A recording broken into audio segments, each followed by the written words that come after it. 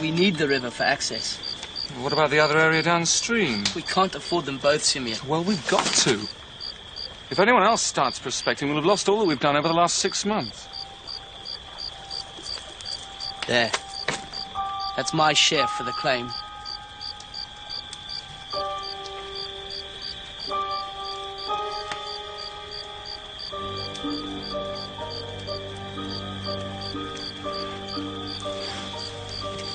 I'm off at first light.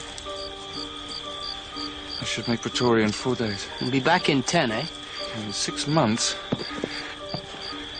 we'll be rich. Good night, Herod. Good night.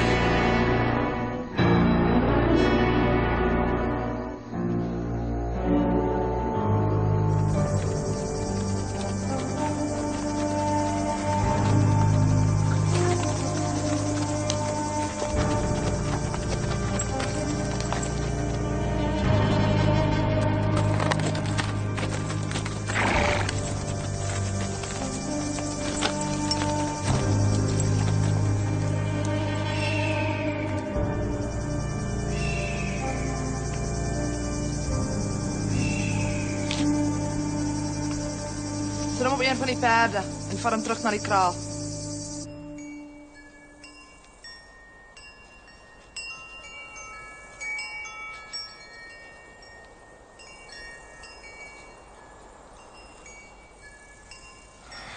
Who the hell are you? Stella de Zeugder. And you?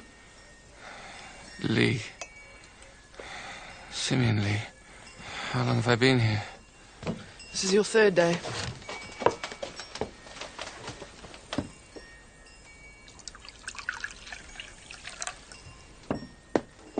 You'd have died in half a day if we hadn't have found you. Come.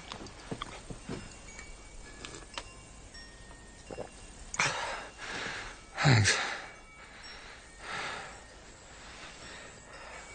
I was, mauled by a lion. Yeah, I know. I took the bullet out. All right. My partner attacked me.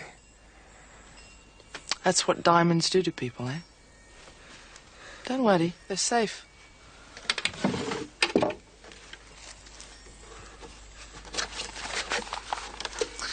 And your map, it's a bit bloodstained, though.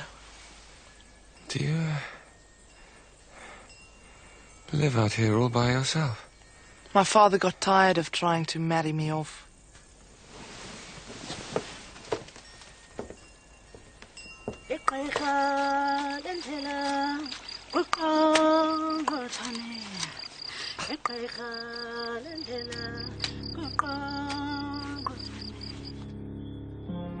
Gereformeerde.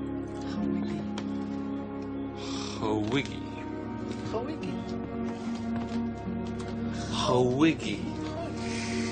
Verhalsiger. Verhalsiger. Goed.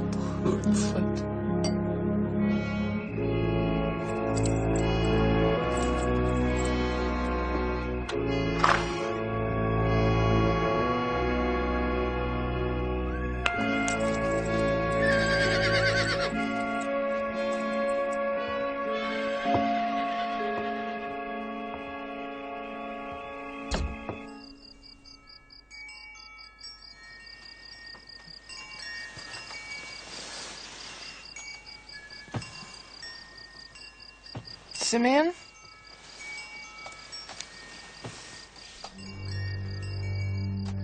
Simeon?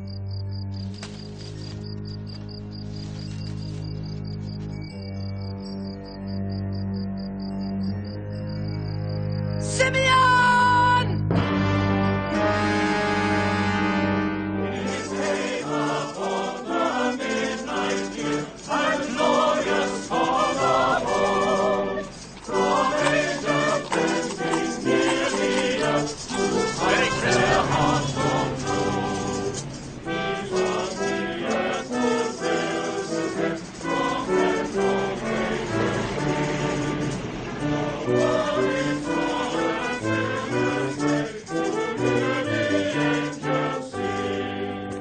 Happy Christmas. And to you, sir. Thank you very much. Well, that's the last decent meal I'll get till the new year, I expect. You are not looking forward to your Christmas, Chief Inspector? We're going to Mrs. Japp's family in Wales. If they start singing again... I shall think of you, Chief Inspector, as I sit down to my simple repast. For Poirot, it will be a quiet Christmas. With my radio, perhaps, a book, and a box of exquisite Belgian chocolates. Well, listen, Poirot. Think of me on Christmas morning, when you open this. Oh, thank you very much, Chief Inspector. Merry Christmas, Poirot. Merry Christmas to you.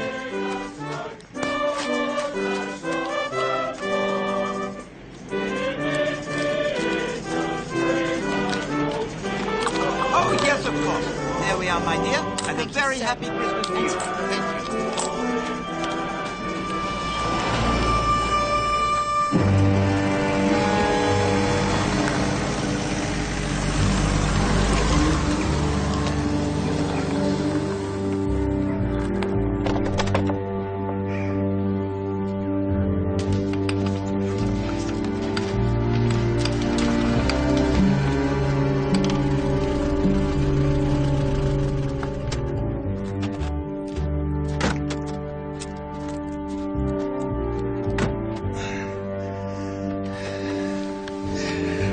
All right, I'm not a child. Bring them in.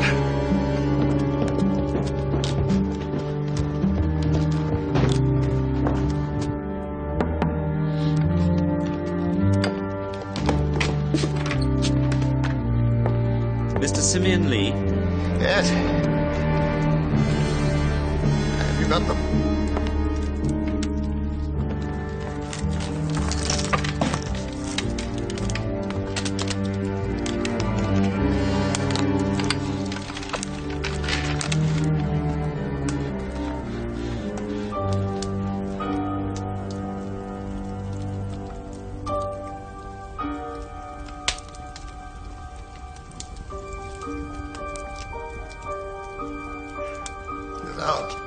Get out, all of you!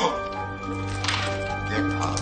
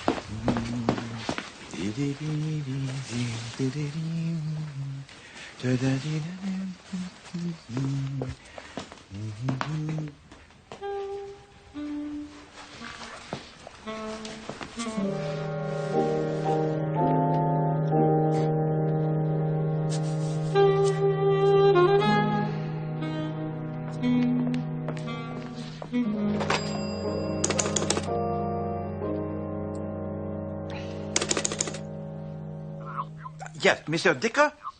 Monsieur Dicker, my radiator, it has gone cold, and there is a... Well, then the boiler must be repaired. After Christmas? That is most unsatisfactory. I don't... I see. Au revoir, Monsieur Dicker.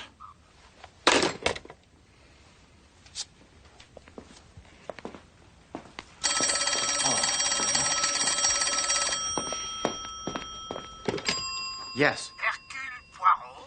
Yes, it is I, Hercule Poirot, who speaks. I need a detective to come and stay here in my house for Christmas. Now, don't say no just like that. Hear me out. Superintendent Sugden of the Shropshire Police recommended you. I do not know. I don't care if you don't know him. He knows you.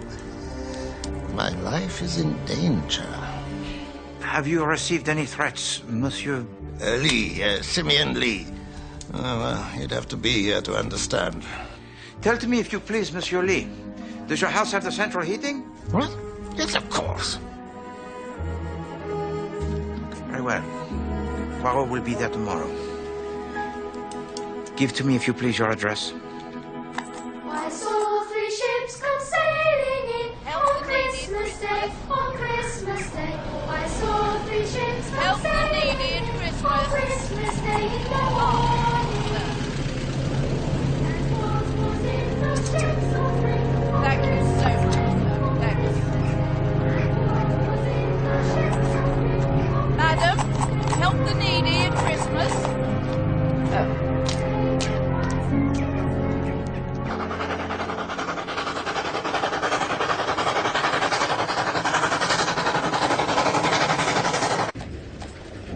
Are you ready to order, sir? Yes, thank you very much. But please, do tell me, what is this brown wind sauce soup? Well, sir, it's soup from Windsor. I see. But then I will have this brown wind sauce soup. Followed by... have a saddle of salad. Okay if I share your table? Of course.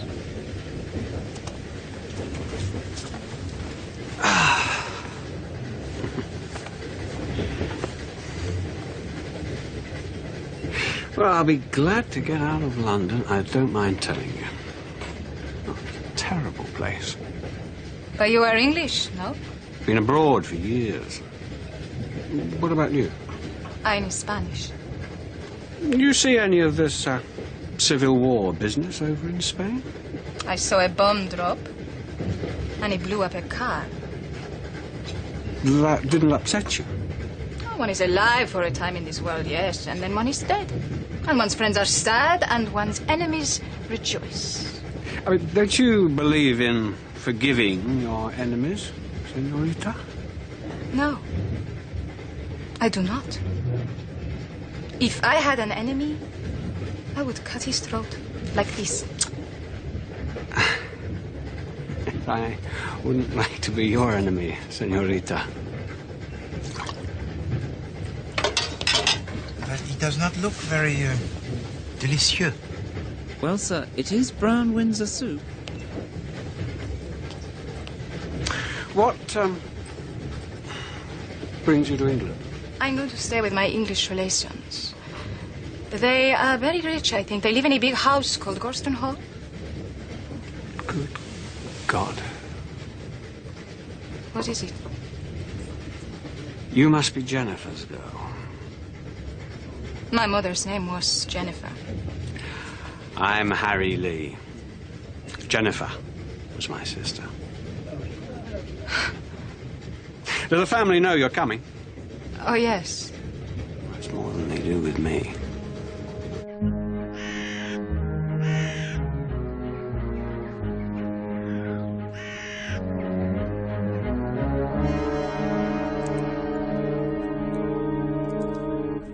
He's playing God, as he always does. It's the role he enjoys most. Well, I think it's extremely boring. Well, boring or not, it's our duty to be here, Magdalena. Moreover, it enables us to save considerably. We shouldn't have to scrimp and save like this. Well, can't you make your father give you some more money? But he upped my allowance last year. Well, what happens when he dies? The bulk of his money comes to Alfred and myself. Isn't there another brother? No. Harry left years ago. We don't talk about him incidentally. A very disreputable character. Well, your father's not all that reputable, George. What on earth do you mean by that? Well, when he gets me alone, he makes me feel quite uncomfortable. The things he says. Yes, well, one has to make allowances. It isn't only the things he says. At father's age, with his health being so bad...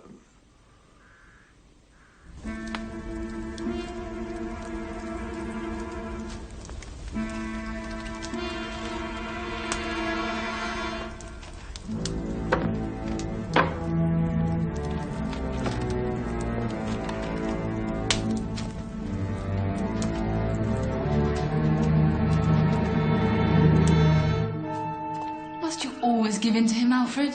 He's a very old man, Lydia. Well, he'll get older and more tyrannical. Oh, why must we have George and Magdalena for Christmas? Father hasn't seen George for a long time. He's very good to us, you know, Lydia. Oh, Alfred. Magdalena's going to be frightfully bored anyway. Well, why George has to go and marry a girl 20 years younger than himself, I shall never know. He always was a fool. Well, I suppose she's been quite a help to him in his constituency. All right, what is it, Horbury? Beg pardon, sir. Is it convenient if I take the car? Mr. Liz asked me to go to the station and meet some more guests. Some more guests?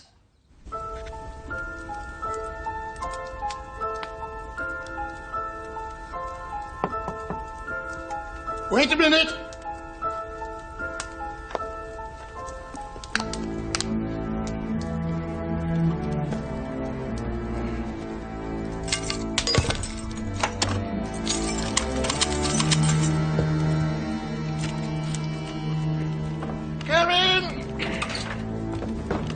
We have just seen Horbury, and he says that Lydia, my dear. What a nice colour you've got. he says there are to be more guests for Christmas. Just straighten my legs for me, would you, my dear?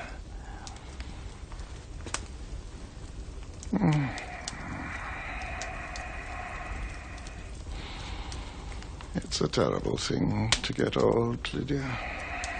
Who are these people that are coming? Well, first of all, there's my old friend Hercule Poirot. Who's he? A friend. And then there's Pilar. Pilar? Pilar Estravados, Jennifer's girl, my granddaughter. But you didn't tell me. It's going to be a grand Christmas. All my children round me.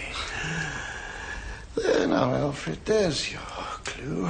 Guess who the other visitor is. But you haven't got any more. Your brother, Harry, of course.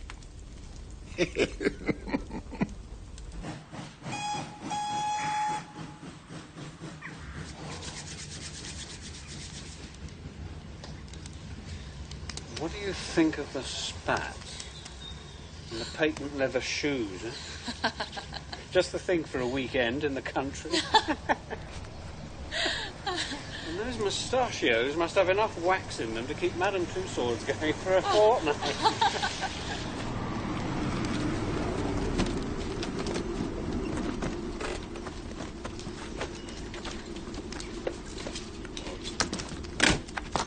Mr. Stravados? Yes?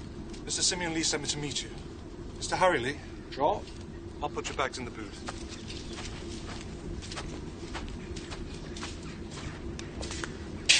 Mr. Poirot?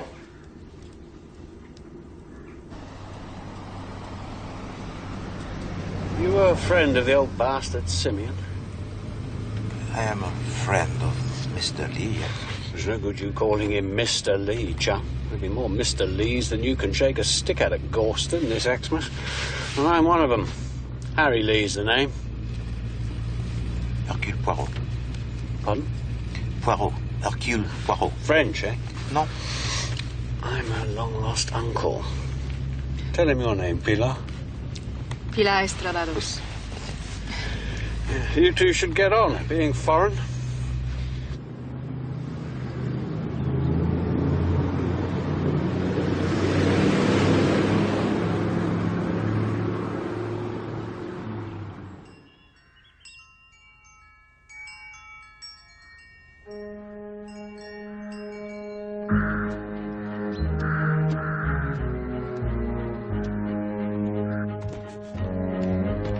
Alfred, the car's arrived. What are you doing?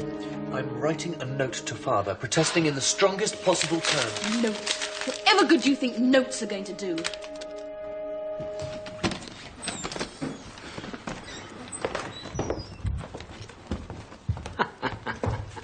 Bless my soul if it ain't Tresillian. How are you, Tresillian? Mr. Harry. Still here, eh? Still the same ugly old dump.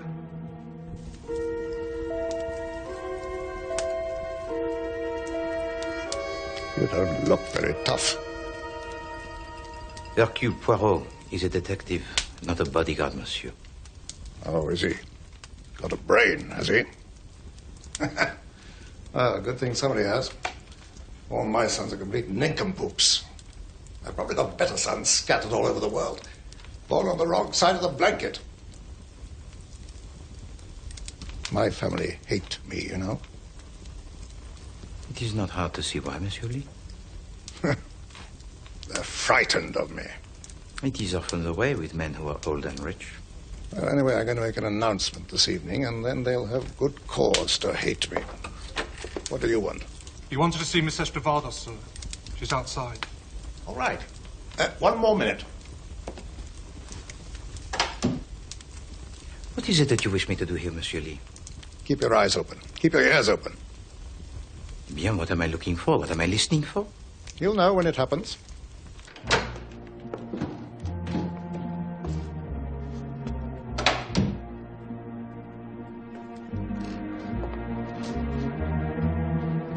Tresillian is taking your bags to your room, sir.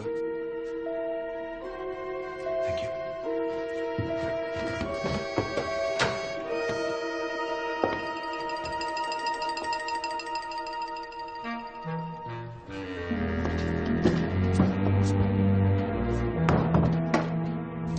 I've been a very wicked man, Pilar. What do you think of that? The nuns say all men are wicked. Nuns. But I don't regret it. I've enjoyed every moment of it. I've cheated and I've stolen and I've lied. And the women... You shocked, Pilar? Why should I be shocked? Men always desire women. That is why wives are unhappy. Go to church and pray. You are the devil's brat. Well, you like me to sit here with you, grandfather? Yes, I do. It's a long time since I was close to anything as young and beautiful as you are. It warms my old bones. Ah, but you don't fool me. Don't think I don't know why you sit here listening to me droning on.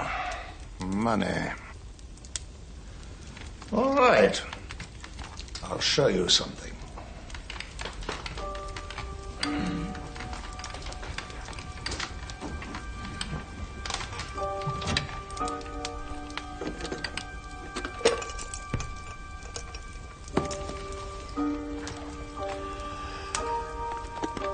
Just got these yesterday from the company museum in Pretoria. These are the first diamonds I ever took from my first mine. Well, they are little pebbles, that is all. They're uncut. That's how diamonds are when they're found. Well, why do you not have them cut? Because I like them like this. It all comes back to me. The sunshine, and the oxen, and the smell of the veldt, and the quiet of the evenings.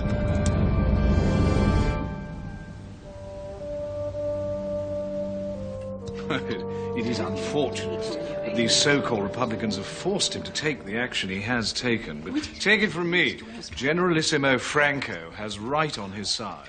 Well, yes, it is always reassuring to hear the opinion of an expert on these matters. I see what you're trying. Can I top anybody's glass up?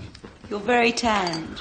Have you spent time in South Africa too, like your father? No, only a year or two. I've been in Argentina mostly, well, apart from my time in Macau. I'm afraid I've been absolutely nowhere. Could I have a word, Lydia? I'm sorry. Excuse me. How about you? I've remembered who this Hercule Poirot is. He's a detective. The police? Oh, surely not. He's one of those private detectives. But why should your father want to... Excuse me, sir. What is it, Horbury? Mr. Lee's ready to see you all now.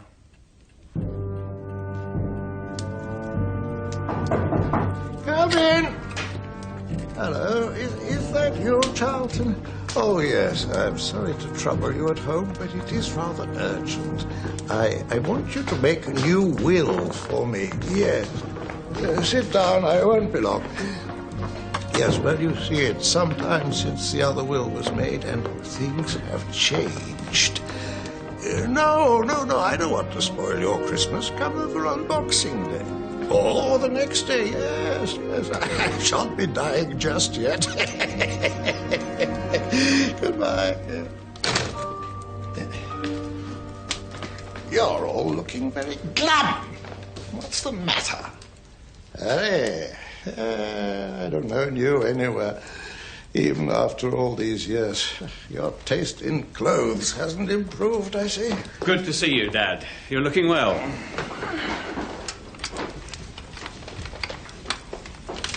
Fortunately, I did not ask you all up here for the pleasure of seeing your smiling faces, but because I want to say that we have to reorganize things a bit now that we have 2 more people living in the house. What do you mean? Pilar will make her home with us here, naturally, and Harry is home for good. Harry's coming to live here? Well, what's wrong with that, old boy? Harry is my son, too, you know, George. Of course, it is going to mean cutting back a little in other areas. Your allowance, for instance, George, will have to go. Well, you can't do that, Father. You don't understand how heavy my expenses are already. Oh? Well, let your wife do her bit, then.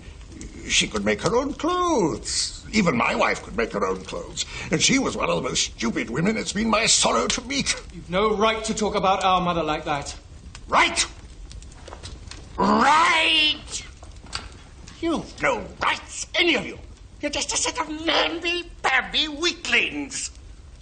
Has any of you produced 1 grandson for me? No! Hold hard, Dad. I'm just sick to death of the lot of you. Get out! Get out, all of you! Get out! Get out!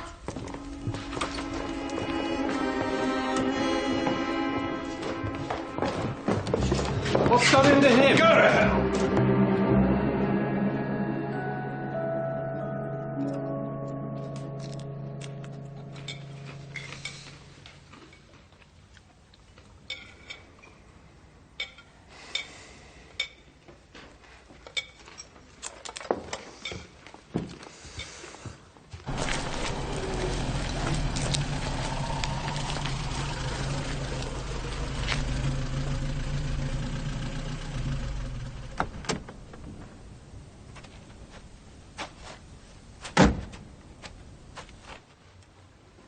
I blame you, Alfred. You've had charge of him here.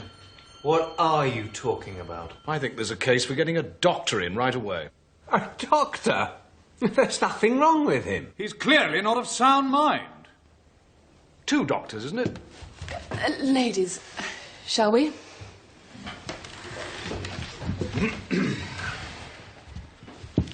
Shall I announce you, Superintendent? That's all right, Tressilian. Mr. Lee's expecting me. Come and have some coffee. The gentleman will be through in a minute. Over here? It's wonderful that you could come, Pilar. It's wonderful for me, too, to meet my uncles and aunts and this grand house. For 7 years. Yeah, but I've got these blokes chasing me for cash. I was having a word at a cocktail party with Buffy, and you know he has the ear of the PM. Who was it? Mr. Sugden, Superintendent of Police. Watch what you're doing. I'm sorry, Mr. Tressilian. You've got no right to go touching things.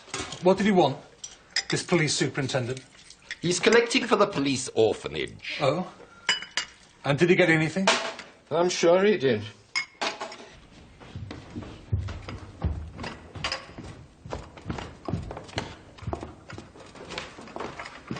We'll be having more snow tonight, I shouldn't wonder. We'll be cut off again if we're not careful. Good night, ladies. Find you the pictures? I expect so.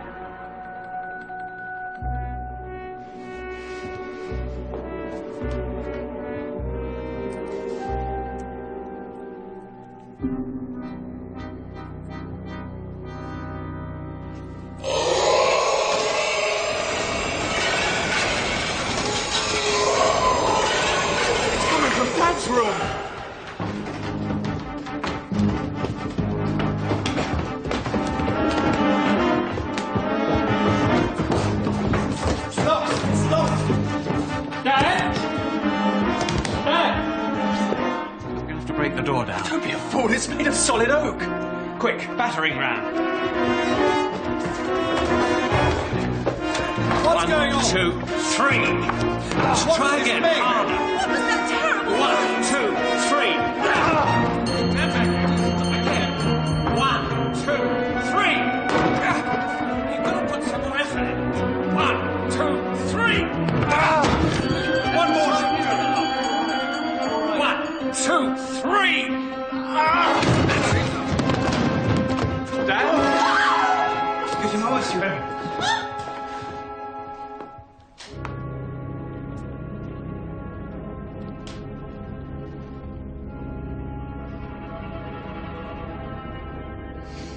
I've forgotten my book. I didn't know whether to open it, sir.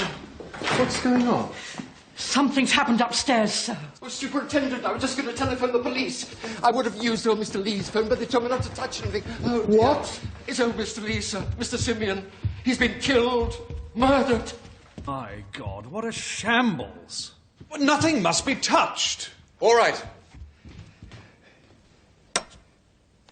I want this room cleared. Who are you? Police. Superintendent Sutton. You got here very quickly. Would everybody please wait downstairs? Excuse me, miss. Nothing must be touched or disturbed. She knows that. You picked up something from the floor just now. I did? It's in your hand now. Please give it to me.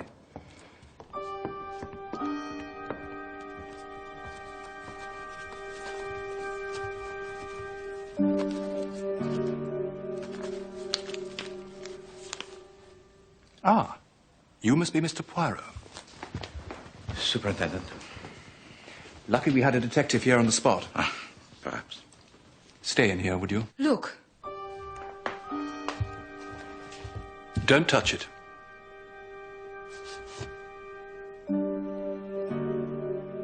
It is where he kept his diamonds. They have gone.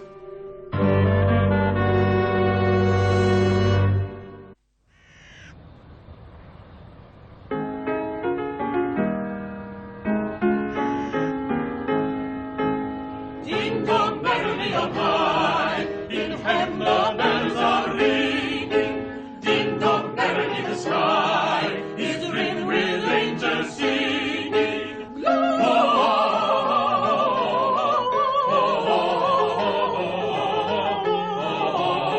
Gloria, Hosanna in excelsis. Gloria,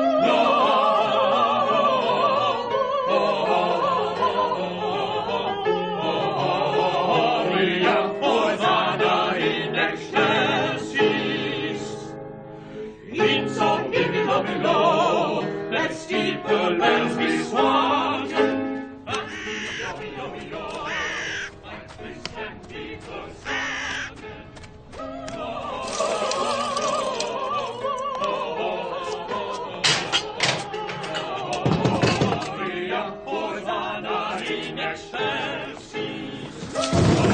What are you doing here, Poirot? I've come to rescue you, mon ami.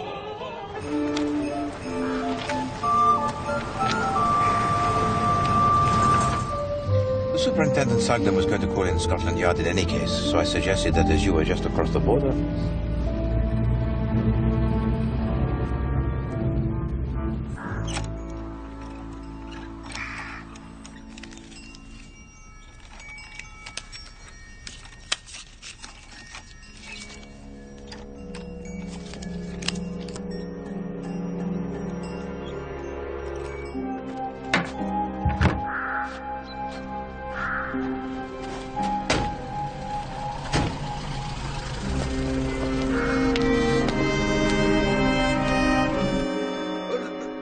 It must have been the work of a lunatic. That's your theory, is it? Isn't there some mental home in the vicinity? A homicidal maniac? How do you suppose this homicidal maniac gained admittance to the house, Mr. Lee? The only door that wasn't locked was the kitchen door, and the kitchen staff didn't see any homicidal maniacs. Well, Pardon. No. Come in, Mr. Poirot. I have the Chief Inspector Japp with me, Superintendent. Japp? From Scotland Yard. This is a pleasure indeed, Chief Inspector. Thank you, sir. I expect you're used to this kind of thing, Chief Inspector, but murders are few and far between in this part of the country. I imagine so, sir. Well, I was just about to ask Mr. George Lee here the crucial question. Ah, yes? Which is, of course, Mr. Lee, where were you at the time of the murder? I was in here. On the telephone. Calling my agent in Westringham, as a matter of fact. So you were actually in this room when you heard the noises from upstairs? The crashing about and screaming. Yes. Mr. Poirot tells me these diamonds have gone from the safe, sir. Yes. I'm getting a few more men in from Shrewsbury to do a thorough search of the house and grounds. But the theft of the diamonds may not be as indicative as it seems. Forgive me, but I don't understand, Superintendent. Mr. Lee telephoned me yesterday afternoon. He wanted me to come over and see him at 8:15. Made a special point of the time. What's more, he told me to tell the butler that I was collecting for some police charity. Ah. Well, Mr. Lee's an important person in these parts, so I did as he said. He told me that several £1,000s worth of uncut diamonds had been stolen from his safe. He thought. He thought? He said they definitely were missing, but that only 2 people could have done it. And one of them might have done it as a joke. I have yet to meet anybody in this household, Superintendent, that has even the most rudimentary sense of humor. He didn't happen to name these people, did he, sir? No, he didn't, Chief Inspector. But it's odd. He wanted me to go away and come back again in about an hour. Said he'd have a clearer idea then about if he'd been robbed or if it was a joke. I can tell you, by this time I was getting pretty fed up with Mr. Lee. But of the 2 people that he suspected, is it possible that one could be a servant and the other a member of his family? And if it was family, he didn't want to drop them in it. Well, yes. Perhaps my visit was just meant to put the frighteners on them. So you left? Yes, I did. It wasn't worth my while going all the way home, so I went and sat in the car. I was just on my way back. I was to use leaving the orphanage subscription book behind as an excuse, when all this hell broke loose.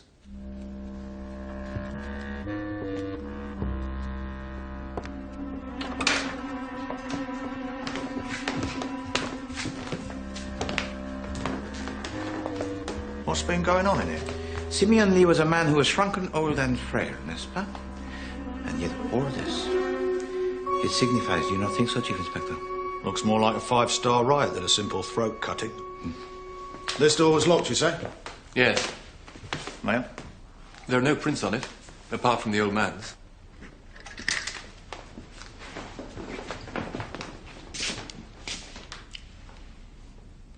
You observed the little scratches at the end of the barrel, Chief Inspector? It's been turned from the outside, using long-nosed pliers. But why, mon ami? So that we would think that Simeon Lee locked the door himself and that it was suicide? So suicide most strange, n'est-ce pas? Who hurls around the room or the furniture and then screams before he commits the act?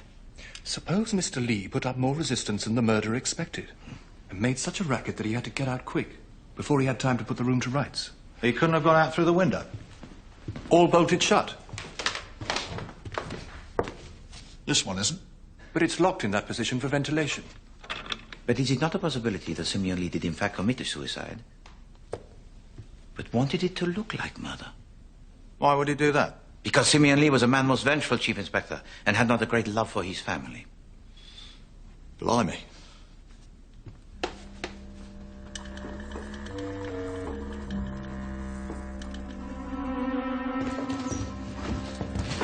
Superintendent, what was it that Mademoiselle Estrovados picked up from the floor in the room of Monsieur Simeon Lee?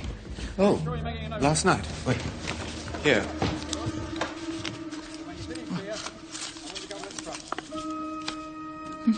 In detective stories, it's the sort of thing that solves the whole mystery. What do you think? A little wooden peg. And a little rubber ring. Keep them if you like. If they've got anything to do with the murder, I'll retire from the police force. No. I would not deprive you of them, mon ami. Tell me, what was it that made you recommend me to Monsieur Simeon Lee? I didn't. What time was it you went out last night? Just after 8 o'clock. I went to the cinema in Oswestry. It's only 10 minutes in the bus. Anybody see you there? I was with a young lady. Oh, yes? What's her name? Doris Buckles, sir. She works in the United Dairies in Markham Road. I didn't have anything to do with this, sir. What can you tell us about the diamonds Mr. Lee kept in his safe? Nothing, sir. They arrived the day before yesterday. Mr. Lee said they came from his old company museum in Africa. It's not very pleasant when a murder happens in a house. Nobody said it was.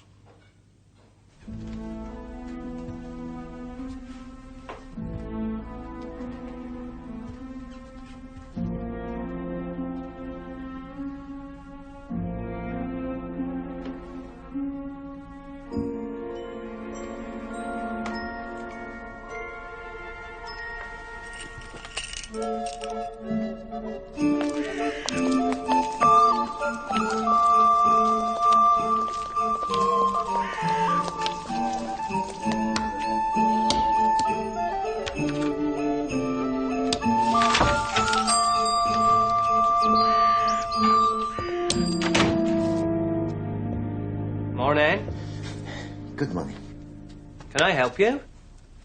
No, thank you. Just looking.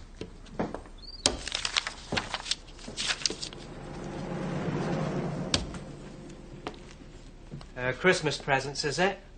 For the wife? No.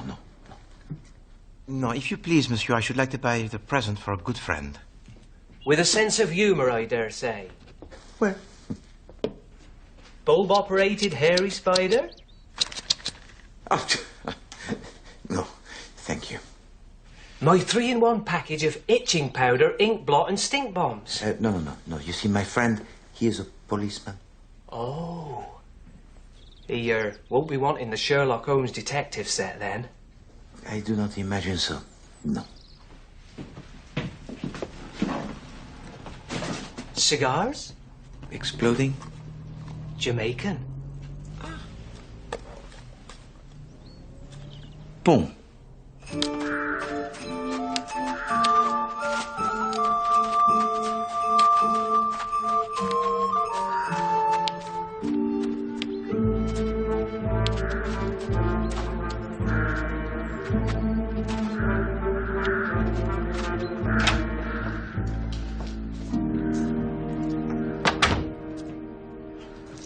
Bonjour, Madame Lee.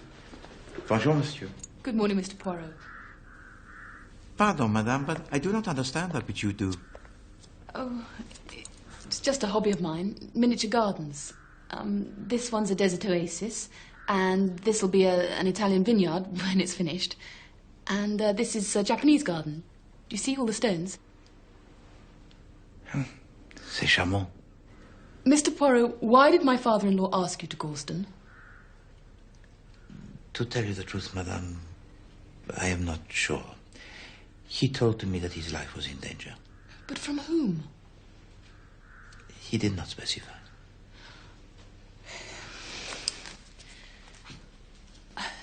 There is somebody I don't trust.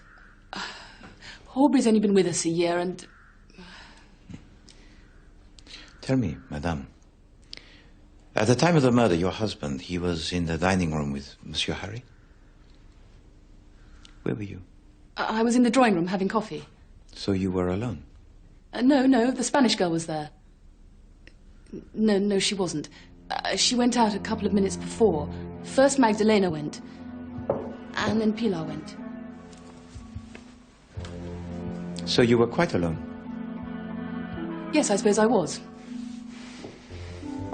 And tell me, who was the first to arrive at the door of your father-in-law? I was. It's locked! It's locked! And you saw there no other person? No other person who came out of the room? Of course not. Tell me, Monsieur Lee, I have to, I'm afraid, ask the questions most obvious as well as the subtle ones. Did you know the combination of the safe belonging to your father? No, nobody did. But it would have been easy enough to discover. You must find out who did this awful thing, Mr. Poirot.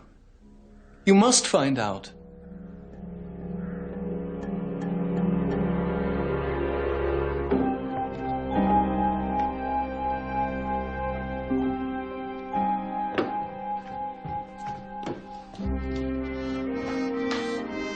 Very violent sort of blokes, these Africans.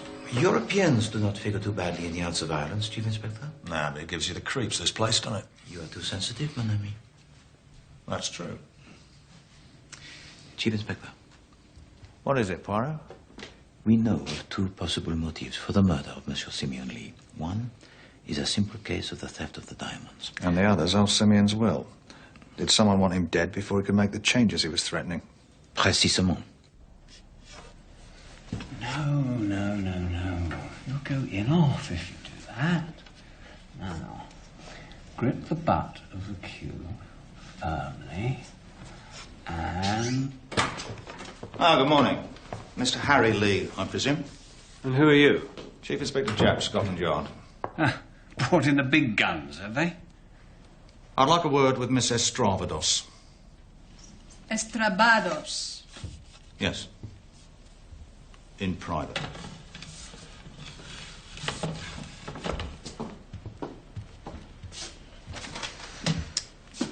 Don't let them bully you, kid. Now then, Miss Mados. Estravados, quite. You understand English all right, do you? My mother was English. I am really a very English person. Is your passport English? It is Spanish. We'd better have a look at that if you don't mind. It's in my luggage, I think. So your grandfather sent for you to come from Spain, and you arrived here yesterday, is that right? Yes. Tell me, mademoiselle, when... Sorry, I was looking for Sergeant Coombs. Please, don't let me interrupt.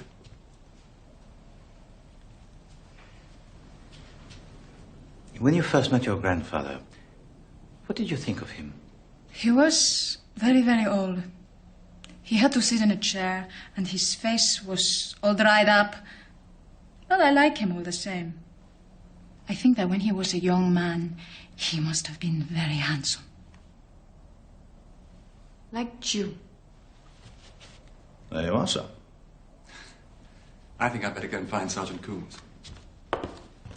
Now, these diamonds that have been stolen. They were not like diamonds.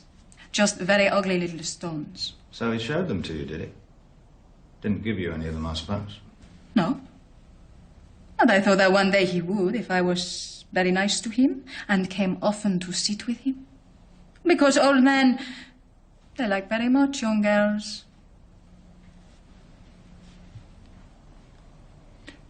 Tell me, mademoiselle, who do you think stole them? Robbery. Why do you say that? He has the face of a thief. His eyes go so, from side to side, and he listens at doors. Where were you when the crime was committed, Miss Estravados? I went up to my room. I remember the butler had just brought in the coffee. But I wanted a clean handkerchief, so I went upstairs. I was sitting at my dressing table, repairing my makeup. And then far away, I heard a scream and everybody running. And so I went too. I see. So you were all by yourself, up in your bedroom, when Simeon Lee died? Yes. Yes, I was.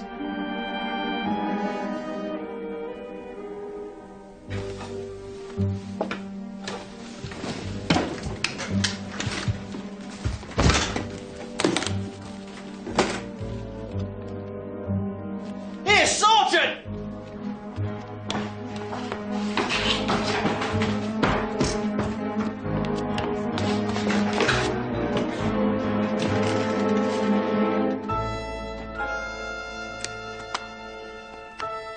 Empty. Whose room is this? It's that Member of Parliament's and his wife's.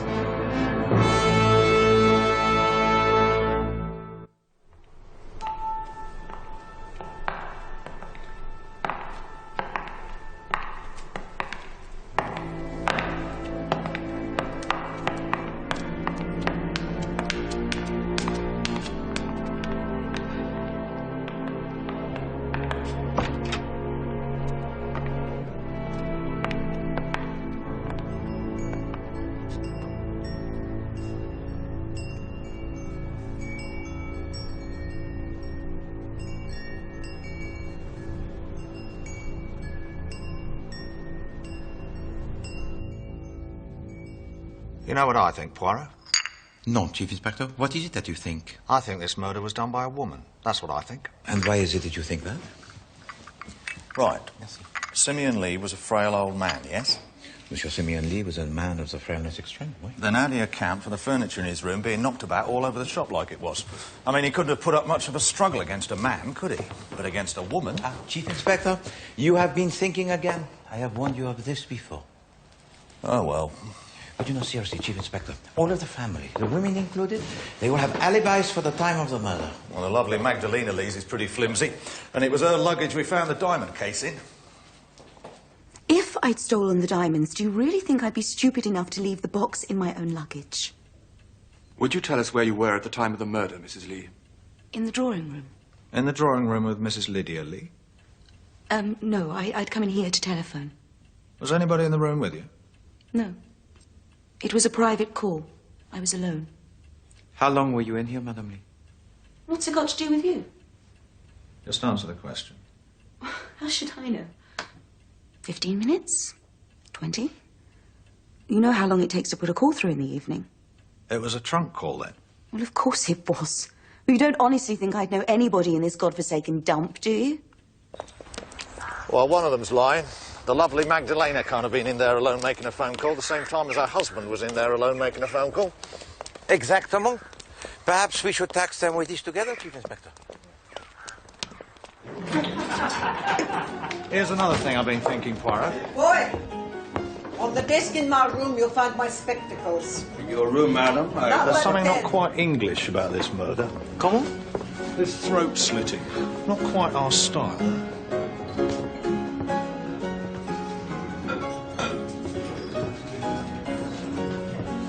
What will you have then, Poirot? Well, that's very kind of you, Chief Inspector. A glass of dry white wine. Wine? Muscadet, perhaps? Well, they might have some cider.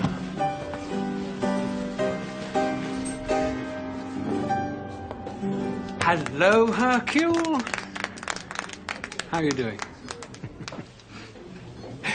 Let me buy you a drink. No, merci. The Chief Inspector Japp is already buying me one. So, it was the glamorous Magdalena had the diamonds all the time, I hear. The leather box, but not the diamonds. Ah, Mr. Lee, I've been looking for you. Well, you only had to look in the nearest pub. But tell me, though, what do you think of the opening times in this country? Sit down for a minute. Good health.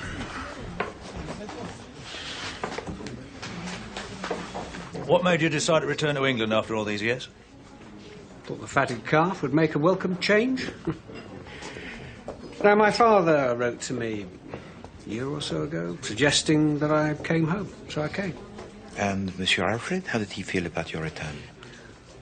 Alfred's always been jealous of me. You see, he was the good, stay-at-home, stick-in-the-mud son. Tell me, Monsieur Lee, what do you think was the purpose of the confrontation that your father had with his family before dinner last evening? He wanted to see the fur fly. He was watching us like a cat. See how we reacted. What changes in his will was he thinking about, do you know? But I imagine, shall I say, I hoped the change would be to the benefit of your humble servant. Pilar, too, wouldn't be surprised. You got any theories about this murder, Mr. Lee? I don't understand it at all. I mean, that door was locked. It took some doing to break it open. There was no one in the room but Dad. Nobody could have got out through the window. The door was locked from the outside? No, key was on the inside. You noticed that, Monsieur Lee? I do notice things. It's a habit of mine. You're right, I must get back to my friends.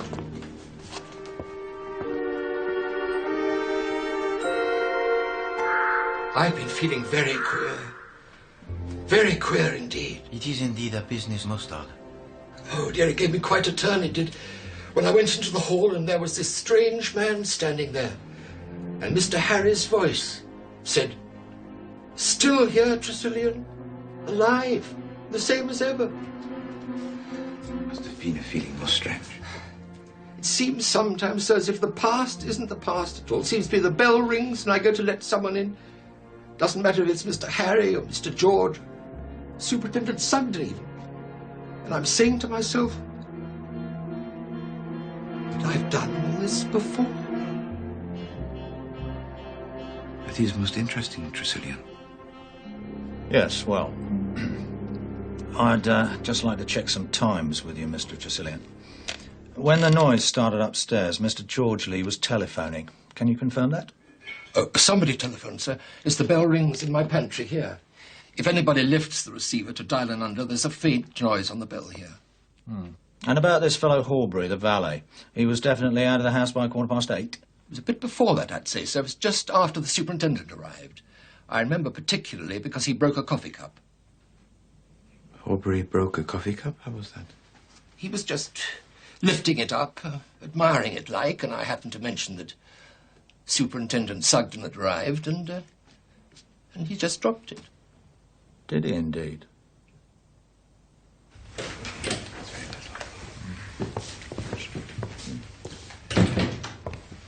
Sit down, will you? I prefer to stand. Very well. It's about these telephone calls on the night of the crime. You put through a call to Westeringham, I think you said, Mr. Lee. To my agent in the constituency, yes. Your call went through at 7:56 exactly. I couldn't say the exact time. Ah, but we can, you see, Mr. Lee. Your call was put through at 7:56 and ended at 8:09. Your father was killed, Mr. Lee, at about 8:15, so I must ask you for an account of your movements during those 6 minutes. Well, the exchange must have made a mistake. Well, I may have just finished telephoning.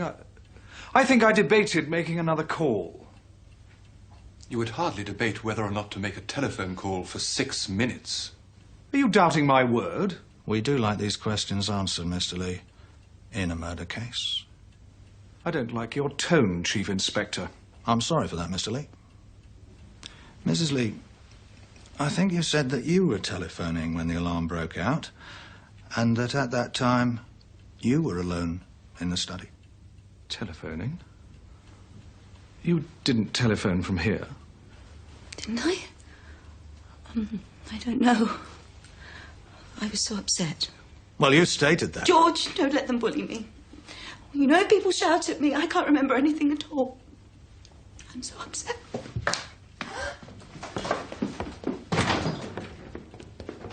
I won't have my wife treated like this. It's disgraceful. She's a very sensitive woman.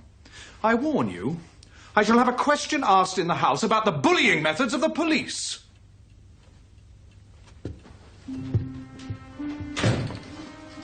She'll be back. In about 5 minutes, I should say. When she's worked out a story, eh, Poirot?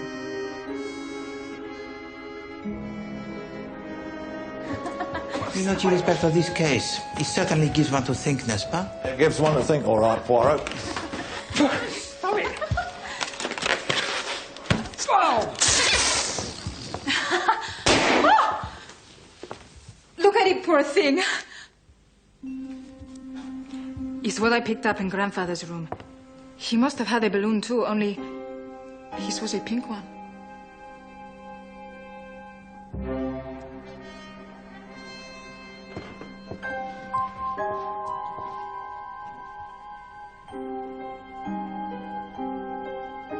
You seen a ghost or something, Poirot? Chief Inspector, I might just have done precisely that.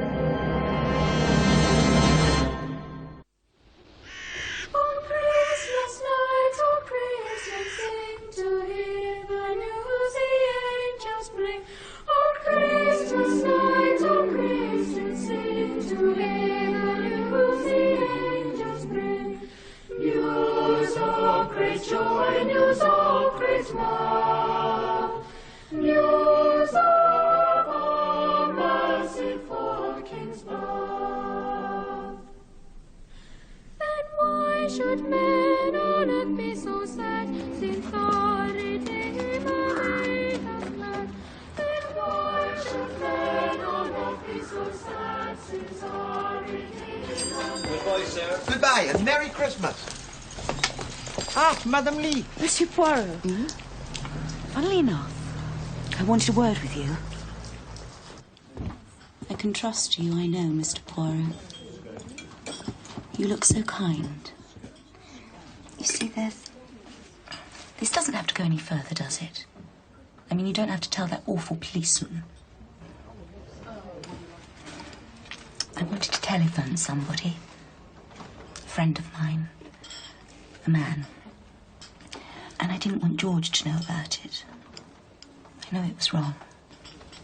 I do not judge, madame. No. Anyway, I went to telephone after dinner when I thought George would be safely in the dining room. For 7 years. I've got these blokes chasing me for cash. Only when I got there, I heard him telephoning, so I waited. Almost. And where did you wait, madame? There's a little place for coats and hats and things just by the door. And I slipped back there where I could see George come out of the study. Only he didn't come out. And then I heard all the noise, and I heard Mr. Lee screaming. Anyway, it would be very, very awkward for me to talk about this in front of George. You do see that, don't you?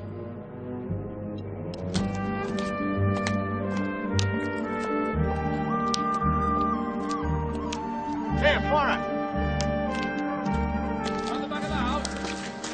Listen to this. Good afternoon, Sergeant. Sir? Tell Mr. Poirot what you just told me. Well, sir, the superintendent asked me to make a few inquiries, like about any reason that Horbury might have for being a bit careful about the police. Did you find any reason, Sergeant? That he did. Extorting money under threat in Bedfordshire. Modified blackmail. The case couldn't be proved, so he got off. But he could not have possibly have committed the murder.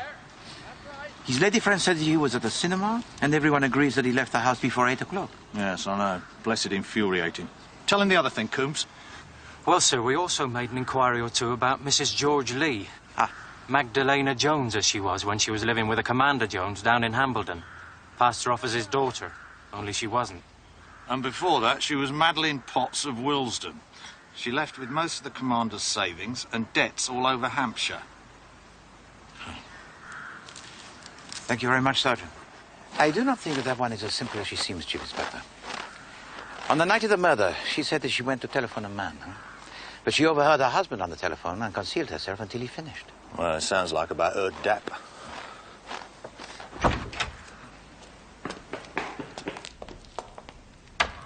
What are these blooming things, Poirot? Now, these are the miniature gardens of Madame Alfred Lee. Well, what's the point of having a miniature garden? I mean, you can't do anything with it, can you? You can't take a deck chair out and sit in it. They are art, Chief Inspector. See here. This one is the Vineyard Italien, and this one is the Garden Japanese. Well, it's just stones, isn't it? I mean, I know the Japanese are peculiar, but... What are you looking at? What is it? It's a stone. Very nice.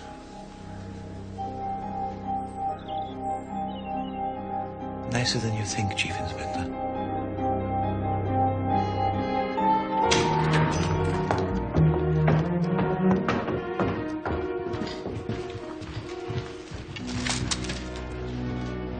Frog's been doing his Christmas shopping.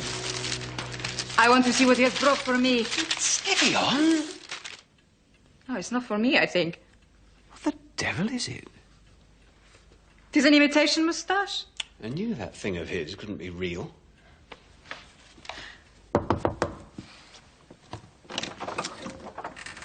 What is it? We'd like a word, Mrs. Lee, if that's convenient. Yes. All right, I'll come out. I'm sorry, Alfred's resting. He had very little sleep last night. Would you come through here? This is his mother's old room. It hasn't been touched since she died. Tell me, madame, your husband, he was very attached to his mother. He adored her. We were wondering if you could explain these. What are they? Uncut diamonds, Mrs. Lee. We found them in your Japanese garden. My dear Chief Inspector, if I'd stolen the diamonds, I would have just dug a hole in a flower bed somewhere and buried them there. Oh, have you still really no idea who can have done this awful murder? We got more idea who didn't do it. Oh, please, God, let it be a stranger, not a member of the family. It might be both. What do you mean? It might be a member of the family and at the same time a stranger. It is merely a little idea that has occurred to the mind of Hercule Poirot. The official reading of the will generally takes place after the funeral of the deceased. However, as that will not now be until after the inquest, I have been asked to give you the bare bones of Mr. Simeon Lee's testament now. Asked by whom? Interested parties, Mr. Lee. The main provisions of the will, which was made 10 years ago, are quite simple. Half Mr. Simeon Lee's property goes to his son, Mr. Alfred Lee. The remainder is divided equally between his other children. Alfred struck lucky again, as per usual. Half the old man's fortune. You ought to think yourself lucky my father left you anything at all. Well, I don't think I need to go any further with that. But what about Pilar? Mrs. Travados is not mentioned in the will. Doesn't she get her mother's share? Jennifer Estravados, if she had lived, would of course have received her equal share with the rest of you. As she is dead, the portion that would have been hers goes back into the estate to be shared out between you. Then I have nothing. Oh, my dear, the family will see to that, of course. I think she ought to get Jennifer's whack. Well, I really must be going. Goodbye, Mrs. Lee. Anything I can do, please consult me at any time. I agree with Harry. I think Pilar is entitled to a definite share. I mean, this will was made years before Jennifer's death. The law is the law, I'm afraid. We must abide by it. Yes, we're all very sorry for Pilar. But as George says, the law is the law. My dear, this must be very unpleasant for you. Would you please leave us while we discuss the question? Yes. Yes, very well.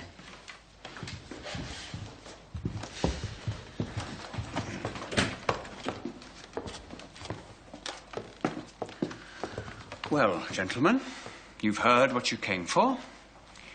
This is family business now.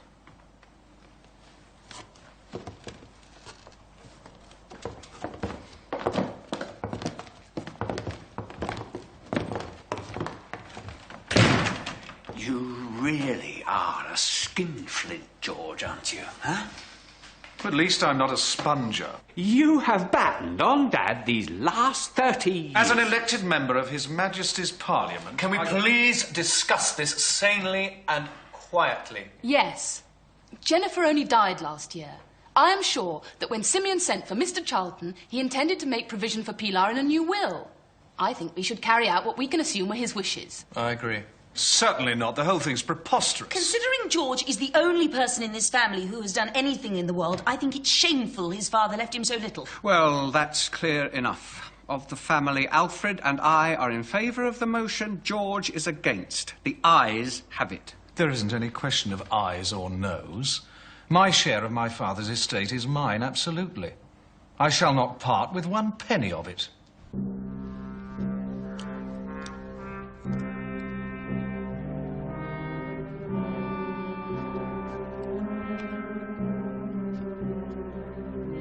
So who profits by the fact that Simeon Lee didn't have time to alter his will? All of them except the Spanish girl. So we can cross her off the list then? Yes. Well, maybe.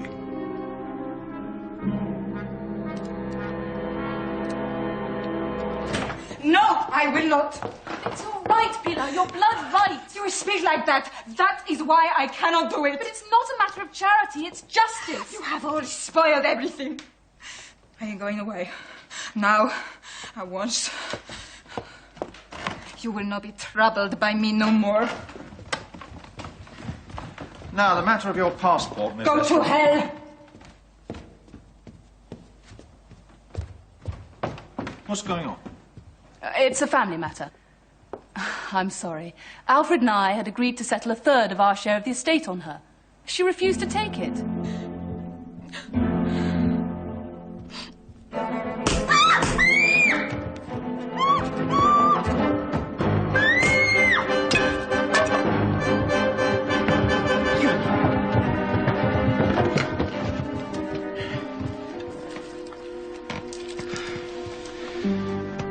He's still alive.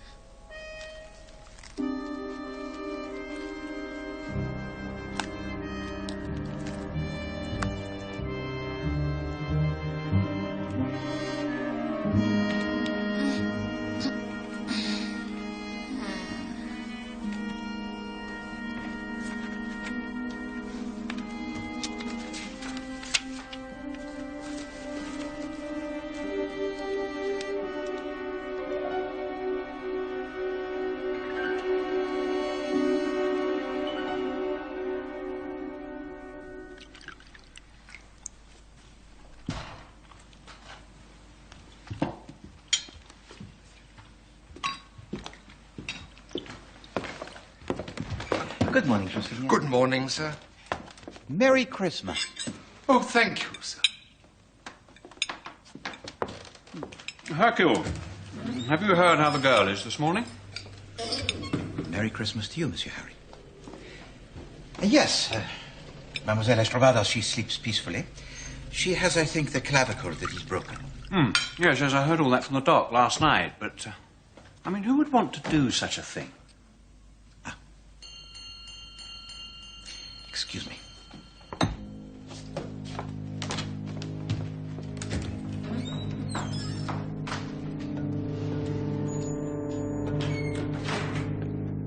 What have you got to tell me then, Poirot? Mademoiselle Pilar, I opened the drawer and I took out the ring in the husband. And she was with her.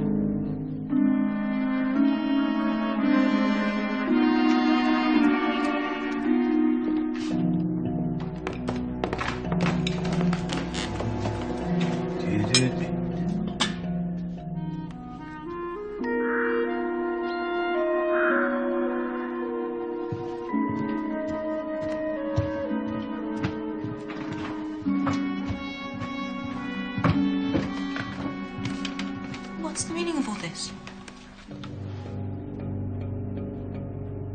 Merry Christmas, Maggie. Good morning. Please to come in now.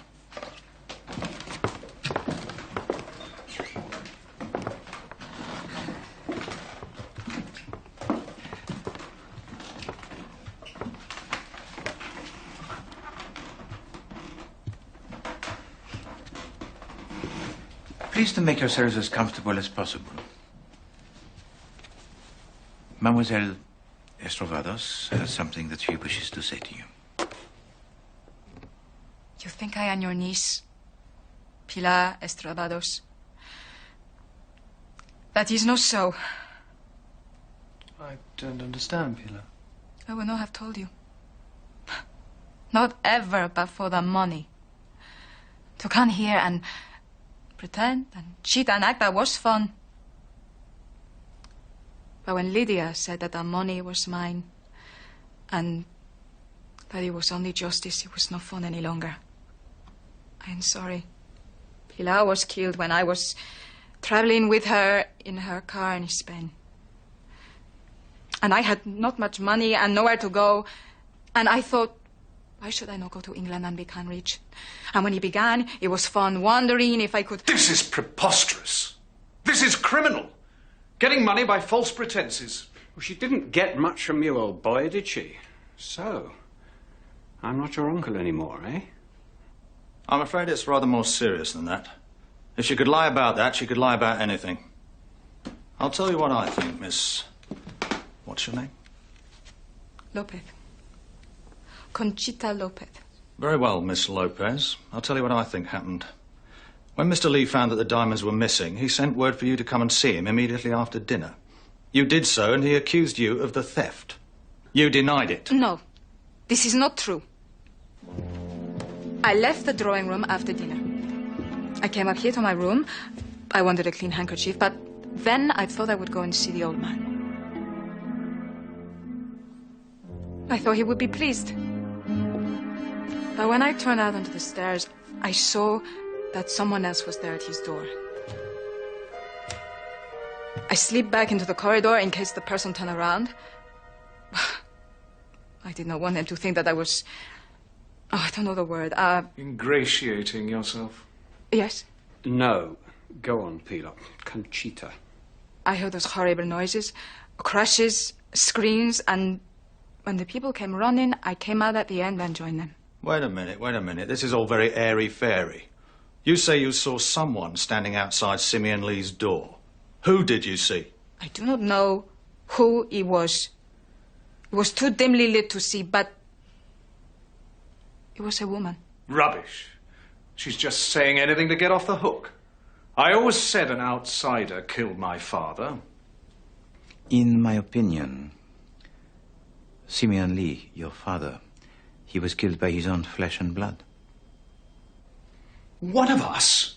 I deny that. Oh, yes. There is a case against every person in this room. Nonsense. Balderdash! Eh bien.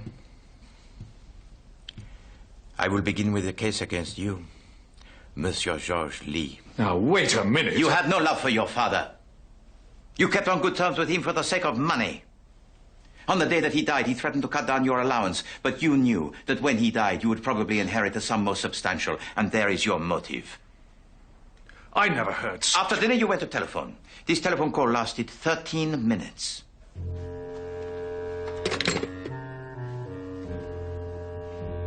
You could then have easily visited the room of your father and killed him.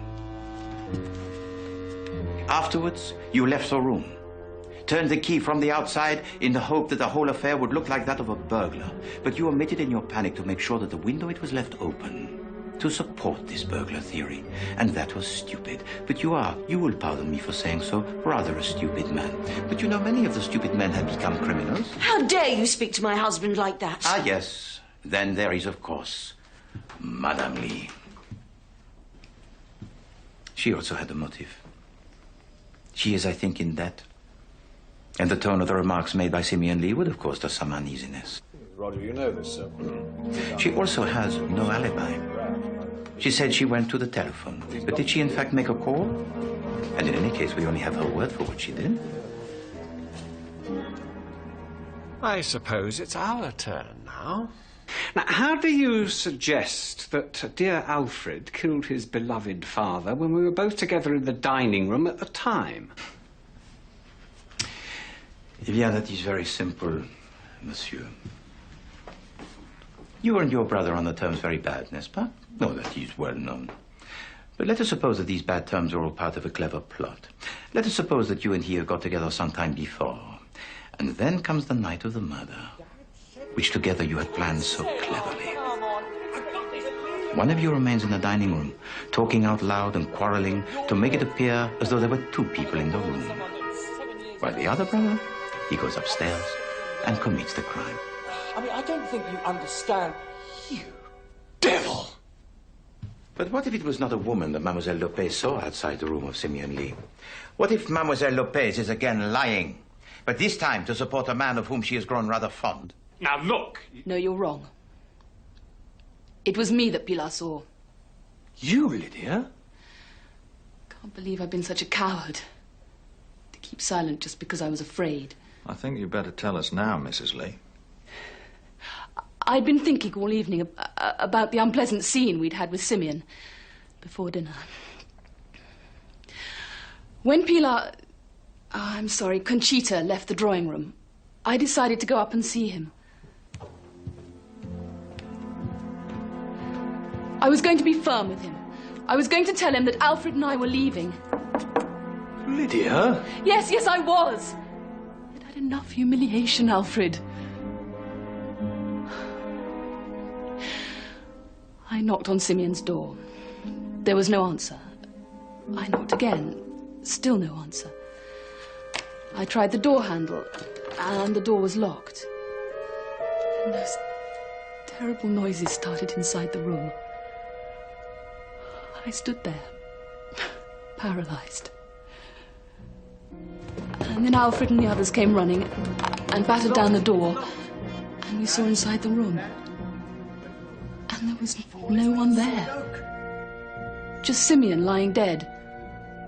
There was no one else there. Do you understand me? And no one had come out. And all this time you've said nothing? No, because if I had, there is only one thing that you could have thought. That I had killed my father-in-law. No, madame. When you heard those screams, most awful, when you heard the sounds of the struggle, Simeon Lee was already dead. Already dead? What do you mean, already dead? Did I not tell to you, Chief Inspector, that I thought I had seen a ghost? The first intimation I had of this was when I visited a shop in the village. And the owner of this shop, he is a fellow most jovial, n'est-ce pas? He delights in the childish pranks and, how do you say, les blagues? The practical tricks. You're not trying to tell us that this was all a practical joke? No, madame, not a joke. But a trick most deadly. The killing itself was simple.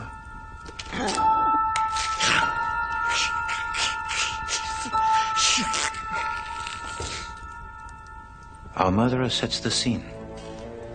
The diamonds are taken from the safe, which had already been opened by Simeon Lee. As much furniture as possible is piled in the center of the room like a tower.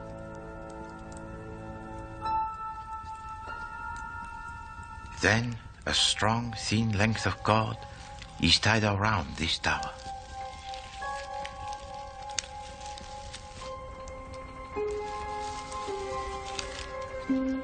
The two ends of the cord are then passed through the narrow gap in the window and allowed to drop to the ground below. The door, it is locked from the outside.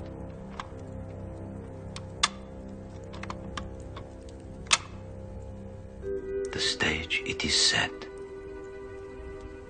Our murderer walks casually away, waits a little while, then returns to the wall below the window and takes up the slack on both ends of the cord. And now at last the perpetrator has prepared the final element in his ruthless plot.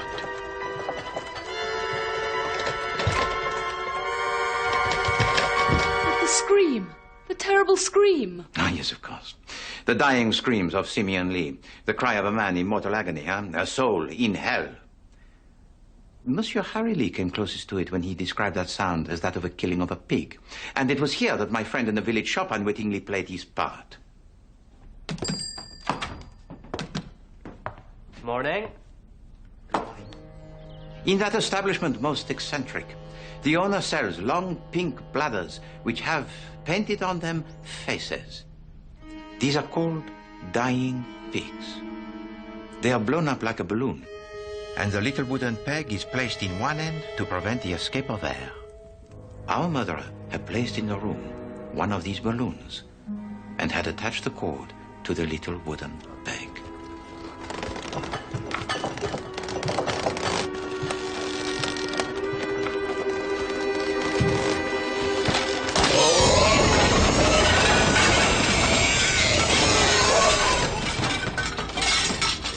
His plan accomplished, our murderer then pulls the remains of the dying pig out through the window, leaving behind only the little wooden peg and the telltale fragment of the balloon. But you know, the most valuable clue in this case was uttered quite unknowingly by the butler Tressilian. He said that he felt strange. He said that he felt that things were happening that had happened before. And it was one very simple occurrence that gave to him this feeling most strange. It was when he met Monsieur Harry Lee, when Monsieur Harry Lee first entered the house. Bless my soul if it ain't Tressilian. Mr. Harry. And when you look at the face of Monsieur Harry Lee, you can see why. What the devil do you mean? In the face, Monsieur Harry Lee closely resembled his father. But the similarity is quite striking when one observes the portrait of Monsieur Simeon Lee in the sitting room. En effet, all of the men in the Lee family have a likeness that is most strong.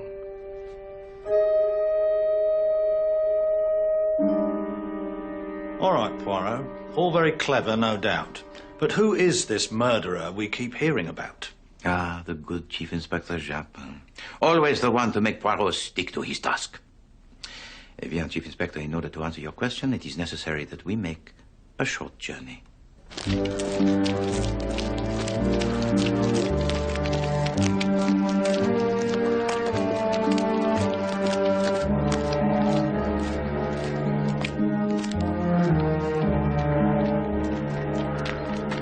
Suivez-moi.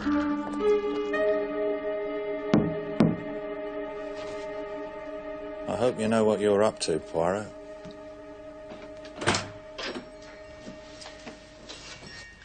Bonjour, Madame the Director. We would like to see your son, if you please. Oh, God.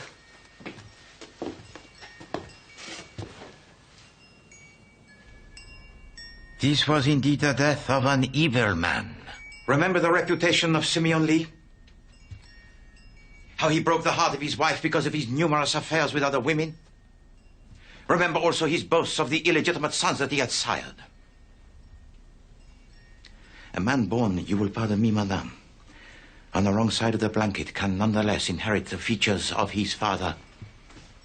His pride, his patience, and his vengeful spirit.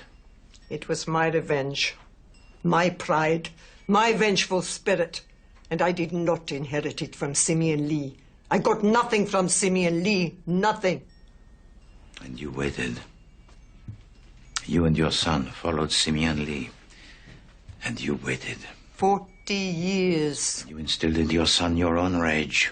I saved Simeon Lee's life, and he used me, and he stole from me, and he deserted me and my child. Your son changed his name, settled down to a career, and he also waited. Nothing in this life was so important to either of you but the total destruction of Simeon Lee. Simeon Lee earned his death as he earned nothing else in his whole life. He was a...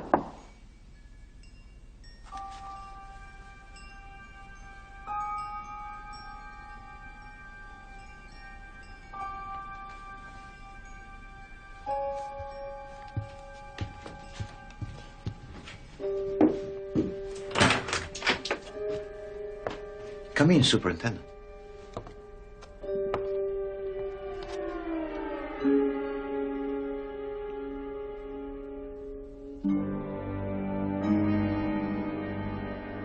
What's going on? And now you can see it, can you not, Chief Inspector? You can see why Tresillian felt so disoriented. What's all this about? The extent of his disorientation did not fully dawn upon me until I purchased from the village shop the false moustache and attached it to the portrait of Simeon Lee in the sitting room.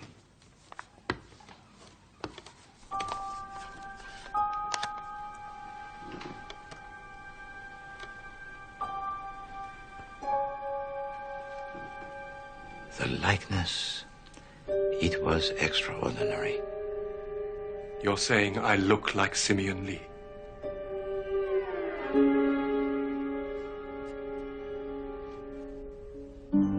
You are like Simeon Lee in almost every respect. None of that! You resemble very closely your father. And also like your father, you are prepared to wait years if necessary for your revenge.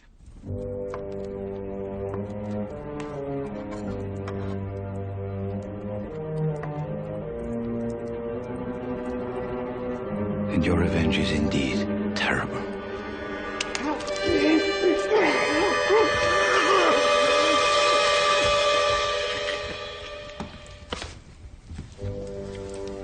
And so you embark on your ingenious subterfuge.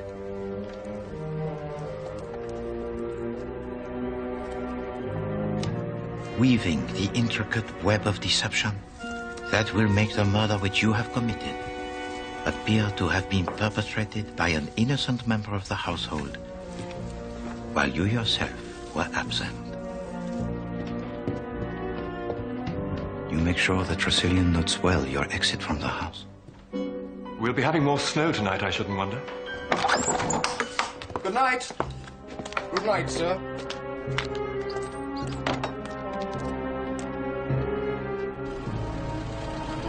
You stop halfway down the drive.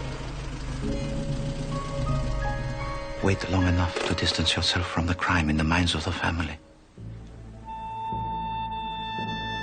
And then return to the house.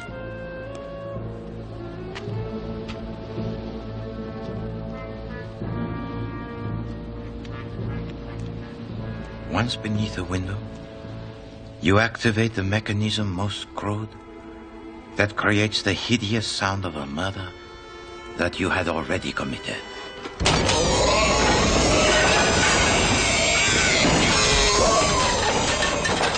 And then, to further your alibi, you find an excuse to actually come back into the house.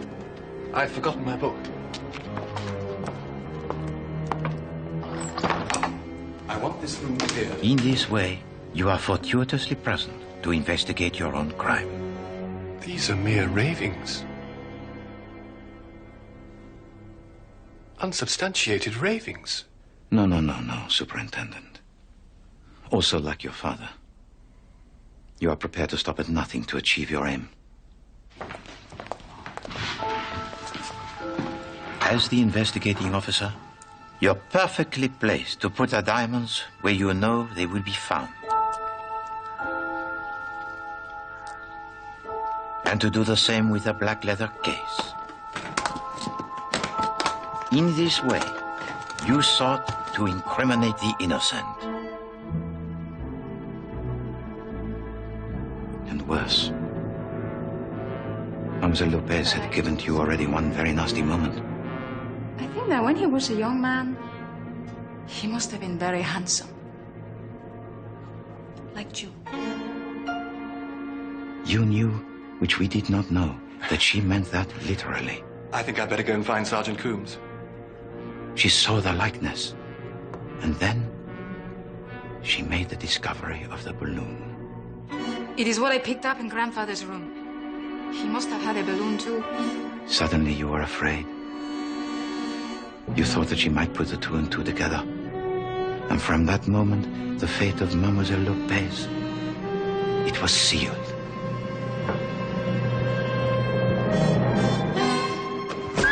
It was indeed fortunate for her that at your first clumsy blows, she screamed, and you were forced to leave the task unfinished.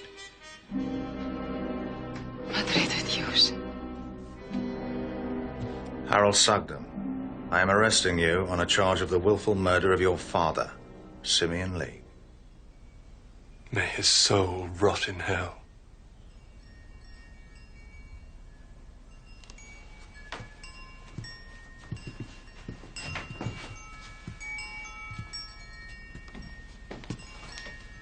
I'm sorry, Mother.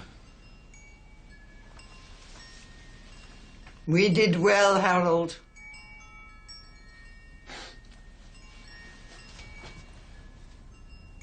Come on, let's get it over with.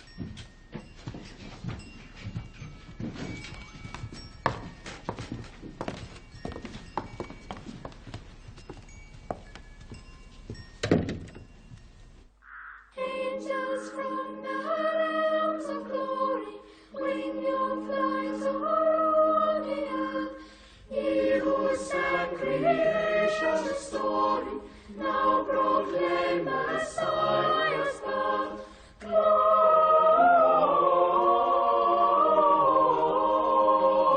Gloria in excelsis Deo. Who were you going to telephone then? My dressmaker. At 8 o'clock on the night before Christmas Eve?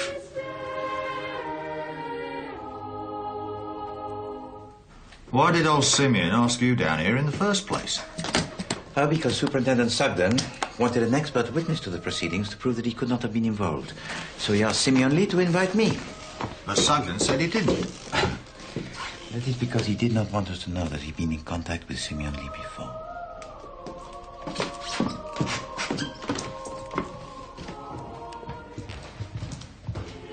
Mr. Poirot, Chief Inspector Japp, must you go so soon?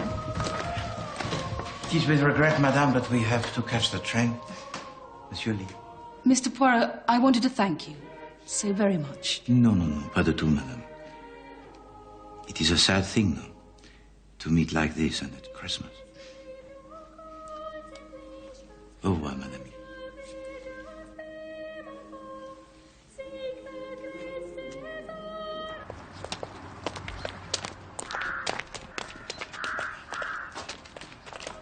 Monsieur Poirot,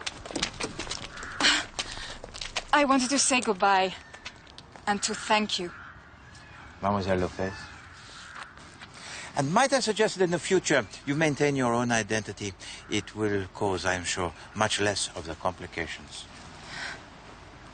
Harry and I are going to Paris. Well, she knows she'll be safe with an old man like me. I'm sure she will, Monsieur Harry. Goodbye. Oh, yes.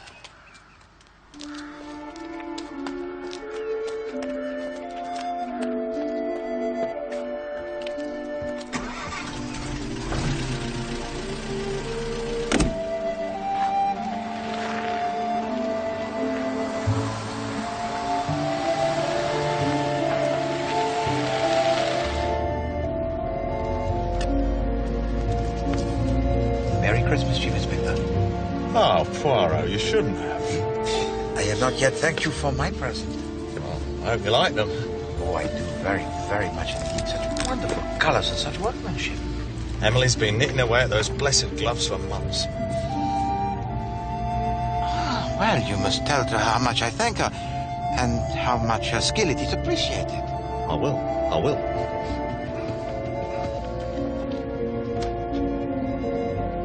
You're not going to wear them now, then? No, mon ami. This must be kept for best, huh? I shall wear them only when I go to church.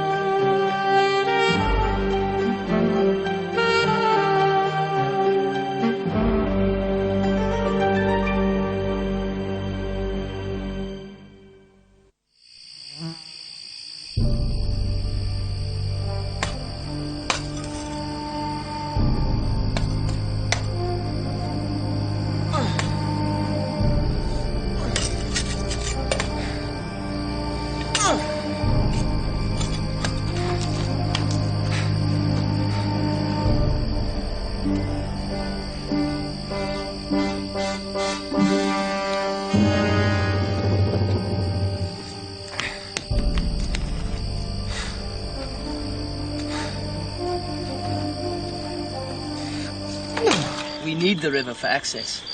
What about the other area downstream? We can't afford them both, Simeon. Well, we've got to. If anyone else starts prospecting, we'll have lost all that we've done over the last 6 months. There. That's my share for the claim.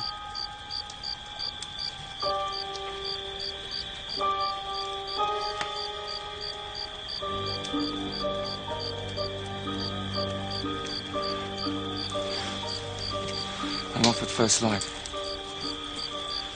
I should make Pretoria in 4 days. We'll be back in 10, eh? In 6 months, we'll be rich. Good night, Herod. Good night.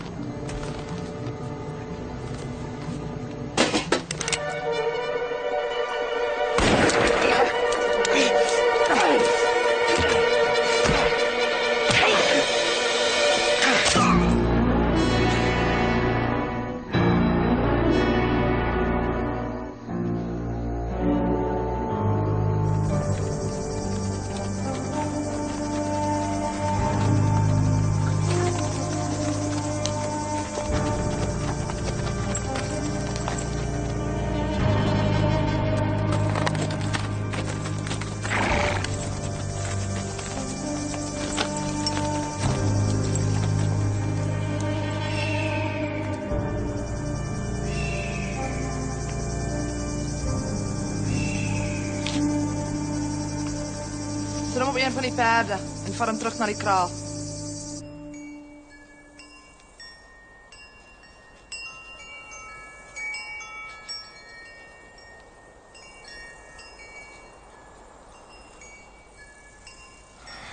Who the hell are you? Stella de Zeugder. And you? Lee. Simeon Lee. How long have I been here? This is your third day.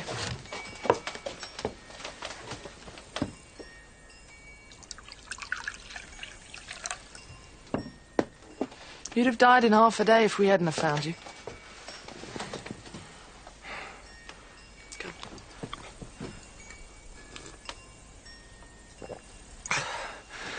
Thanks.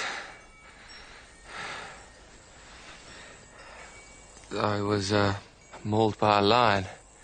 Yeah, I know. I took the bullet out. All right. My partner attacked me. That's what diamonds do to people, eh? Don't worry, they're safe.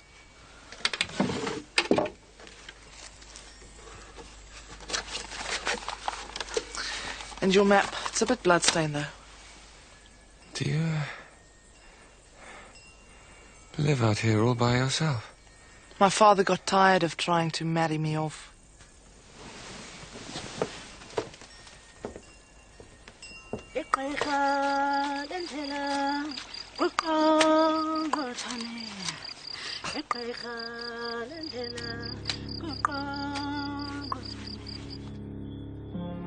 Gereformeerde.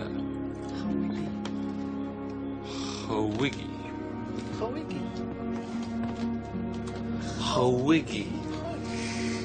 Verhalsige. Verhalsifer. Goed. Goed.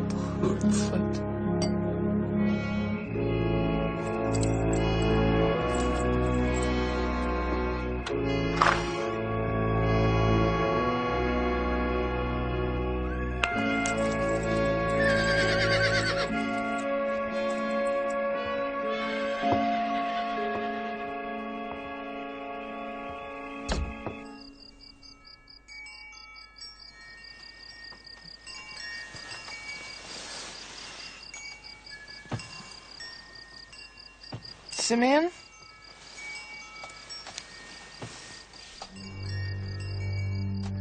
Simeon?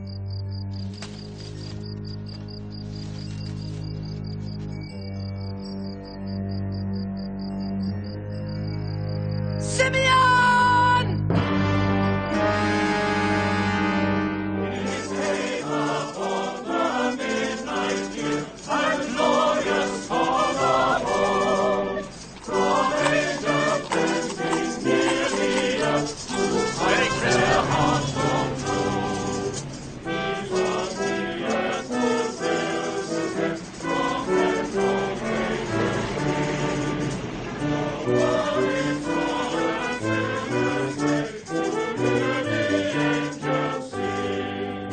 Happy Christmas.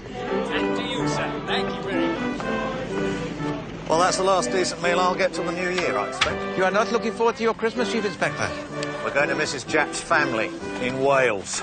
If they start singing again... I shall think of you, Chief Inspector, as I sit down to my simple repast. For Poirot, it will be a quiet Christmas. With my radio, perhaps, a book, and a box of exquisite Belgian chocolates. Well, listen, Poirot. Think of me on Christmas morning, when you open this. Oh, thank you very much, Chief Inspector. Merry Christmas, Poirot. Merry Christmas to you.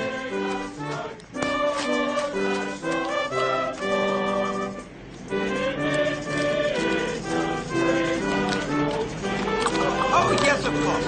There we are, my dear. And a very happy Christmas to you. Thank you.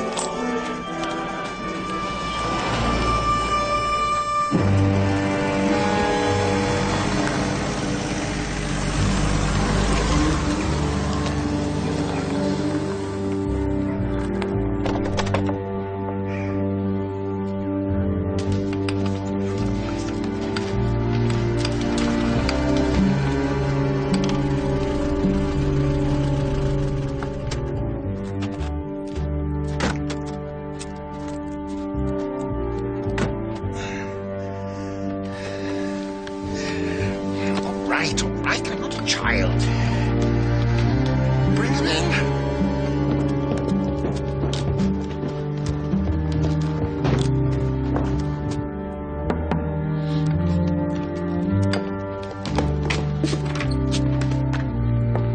Mr. Simeon Lee? Yes.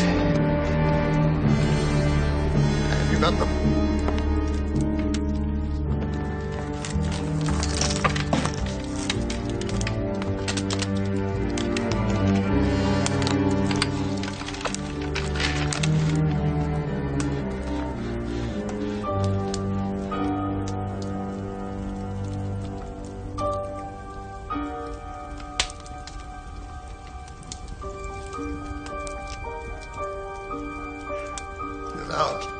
Get out, all of you! Get out.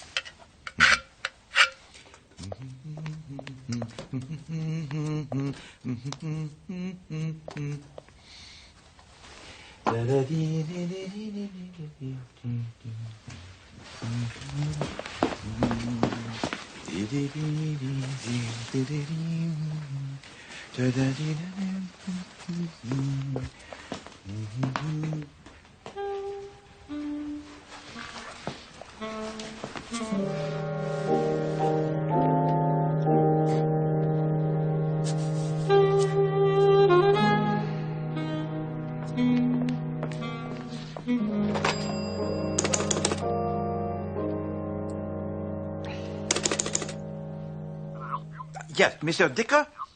Mr. Dicker, my radiator, it has gone cold, and there is a... Well, then the boiler must be repaired. After Christmas? That is most unsatisfactory. I don't... I see. Au revoir, Monsieur Dicker.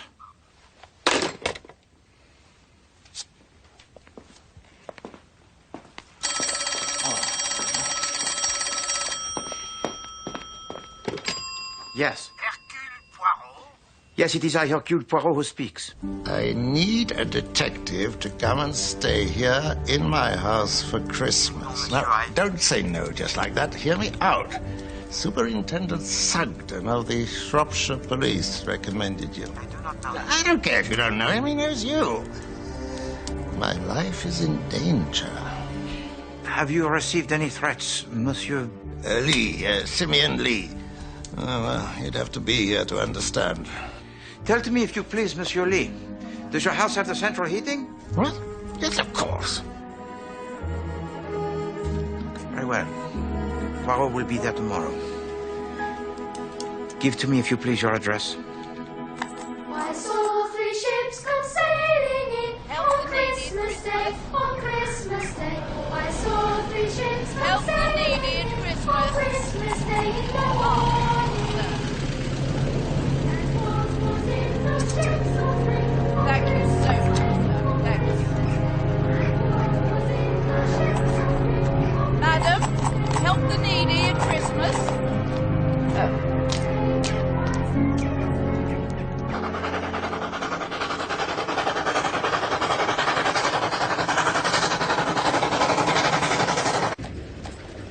Are you ready to order, sir?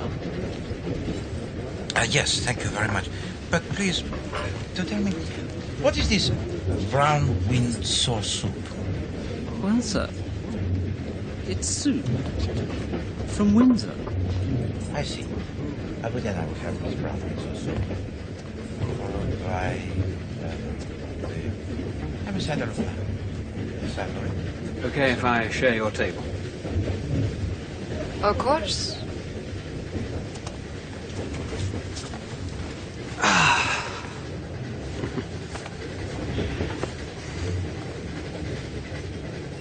Well, I'll be glad to get out of London, I don't mind telling you.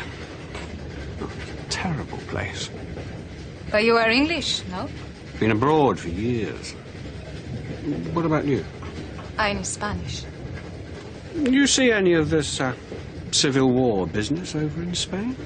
I saw a bomb drop, and he blew up a car. That didn't upset you? Oh, one is alive for a time in this world, yes, and then one is dead. And one's friends are sad, and one's enemies rejoice. I mean, don't you believe in forgiving your enemies, Senorita? No, I do not. If I had an enemy, I would cut his throat like this. I wouldn't like to be your enemy, Senorita. But it does not look very delicious. Well, sir, it is brown Windsor soup. What brings you to England? I'm going to stay with my English relations. They are very rich, I think. They live in a big house called Gorston Hall. Good God. What is it? You must be Jennifer's girl. My mother's name was Jennifer. I'm Harry Lee. Jennifer was my sister. Does the family know you're coming? Oh, yes. That's more than they do with me.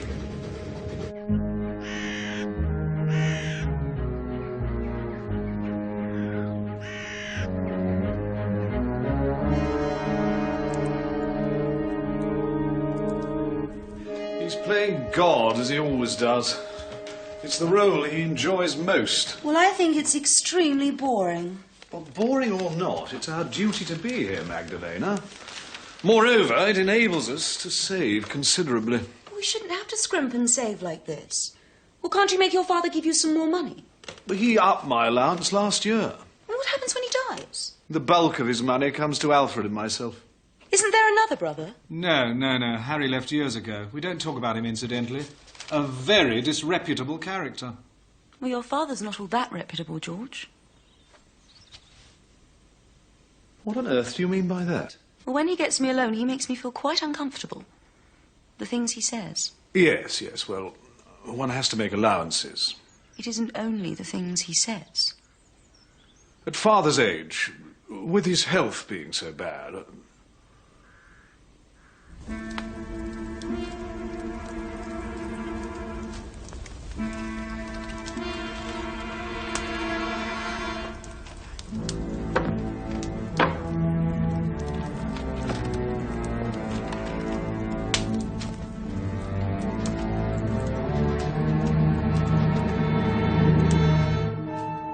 Must you always give in to him, Alfred? He's a very old man, Lydia. Well, he'll get older and more tyrannical. Oh, why must we have George and Magdalena for Christmas?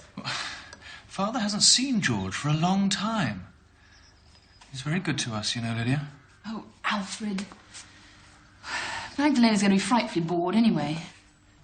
Well, why George has to go and marry a girl 20 years younger than himself, I shall never know. He always was a fool. Well, I suppose she's been quite a help to him in his constituency. All right, what is it, Horbury? Beg pardon, sir. Is it convenient if I take the car? Mr. Lee's asked me to go to the station and meet some more guests. Some more guests?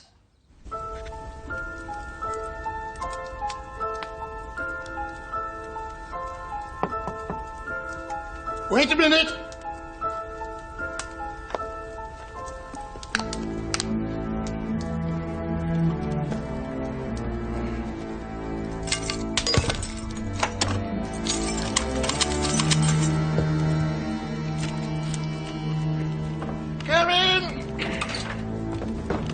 We have just seen Horbury, and he says that Lydia, my dear. What a nice colour you've got. he says there are to be more guests for Christmas. Just straighten my legs for me, would you, my dear?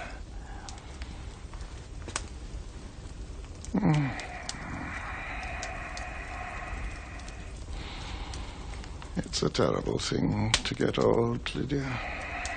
Who are these people that are coming? Well, first of all, there's my old friend Hercule Poirot. Who's he? A friend. And then there's Pilar. Pilar? Pilar Estravados, Jennifer's girl, my granddaughter. But you didn't tell me. It's going to be a grand Christmas. All my children round me. There now, Alfred, there's your clue. Guess who the other visitor is. But you haven't got any more. Your brother, Harry, of course.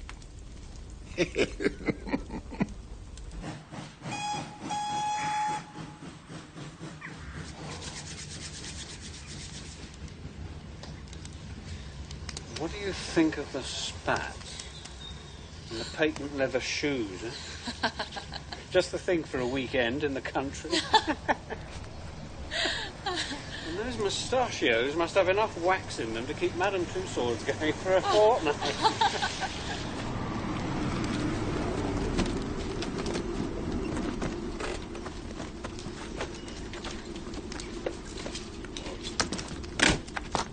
Sister Vardos? Yes? Mr. Simeon Lee sent me to meet you. Mr. Harry Lee? Sure. I'll put your bags in the booth.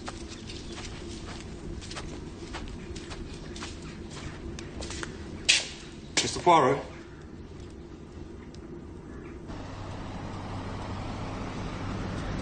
You were a friend of the old bastard Simeon? I am a friend of Mr. Lee. There's no good you calling him Mr. Lee, chum. There'll be more Mr. Lees than you can shake a stick at Gorston this Xmas. And I'm one of them. Harry Lee's the name. Hercule Poirot. Pardon? Poirot. Hercule Poirot. French, eh? No. I'm a long-lost uncle.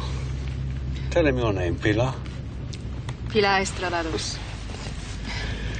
You two should get on, being foreign.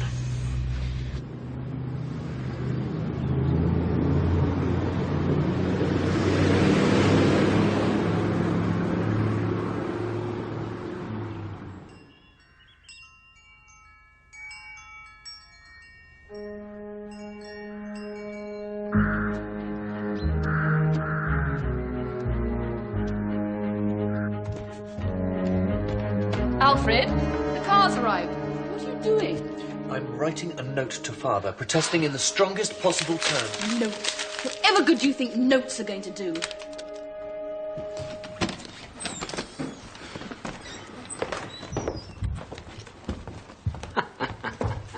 Bless my soul, if it ain't Tresillian. How are you, Tresillian? Mr. Harry. Still here, eh? Still the same ugly old dump.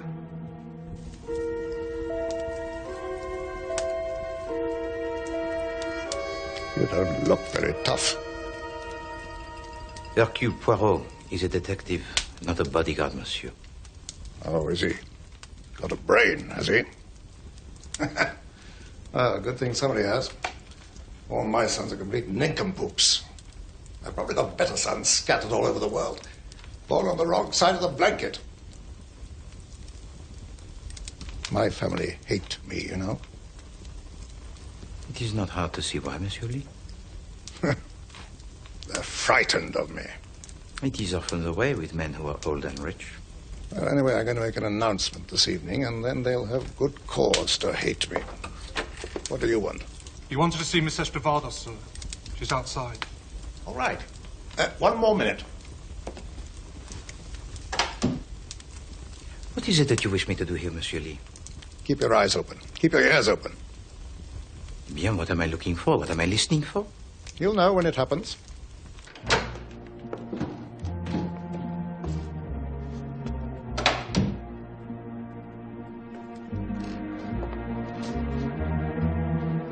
Tresillian is taking your bags to your room, sir.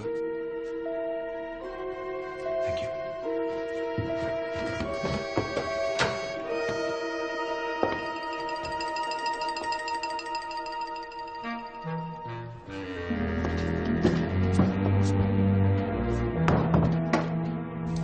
I've been a very wicked man, Pilar. What do you think of that? The nuns say all men are wicked. Nuns. But I don't regret it. I've enjoyed every moment of it. I've cheated and I've stolen and I've lied. And the women... You shocked, Pilar? Why should I be shocked? Men always desire women. That is why wives are unhappy. Go to church and pray. You are the devil's brat. Well, you like me to sit here with you, grandfather? Yes, I do. It's a long time since I was close to anything as young and beautiful as you are. It warms my old bones.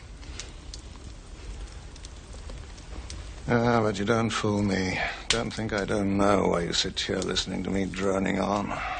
Money. All right. I'll show you something.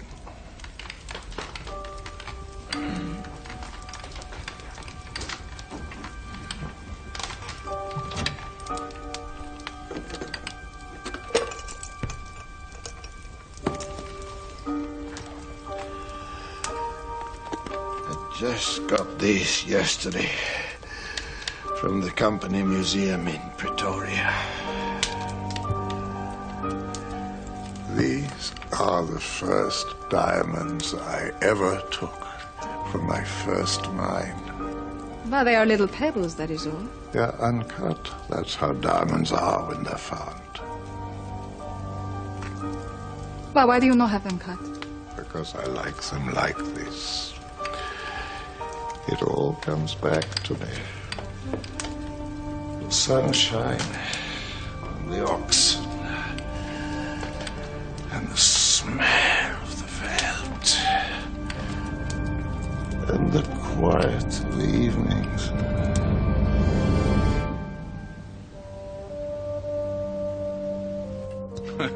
It is unfortunate that these so-called Republicans have forced him to take the action he has taken. But take it from me, Generalissimo Franco has right on his side. Well, yes, it is always reassuring to hear the opinion of an expert on these matters. I see what you're trying. Can I top anybody's glass up? You're very tanned. Have you spent time in South Africa too, like your father? No, only a year or two. I've been in Argentina mostly, well, apart from my time in Macau. I'm afraid I've been absolutely nowhere. Could I have a word, Lydia? I'm sorry. Excuse me. How about you?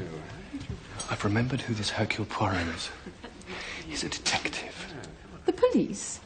Oh, surely not. He's one of those private detectives. But why should your father want to... Excuse me, sir. What is it, Horbury? Mr. Lee's ready to see you all now.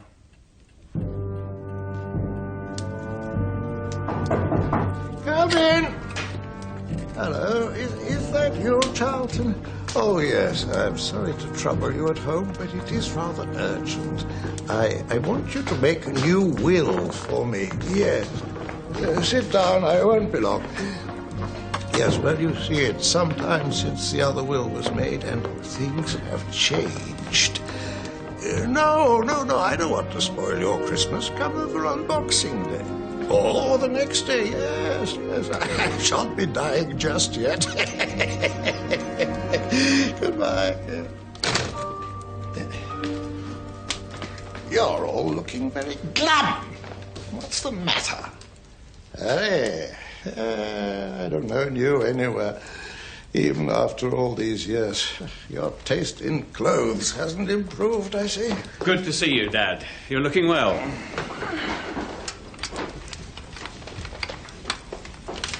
Fortunately, I did not ask you all up here for the pleasure of seeing your smiling faces, but because I want to say that we have to reorganize things a bit now that we have 2 more people living in the house.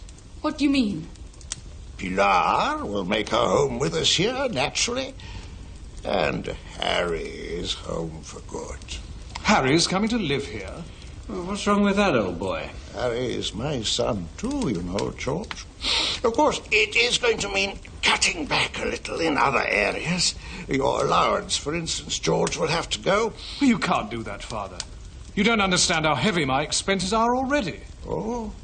Well, let your wife do her bit, then. She could make her own clothes. Even my wife could make her own clothes. And she was one of the most stupid women it's been my sorrow to meet. You've no right to talk about our mother like that. Right! Right! You've no rights, any of you. You're just a set of namby-pamby weaklings. Has any of you produced one grandson for me? No! Hold hard, Dad. Ah, I'm just sick to death of the lot of you. Get out! Get out, all of you! Get out! Get out!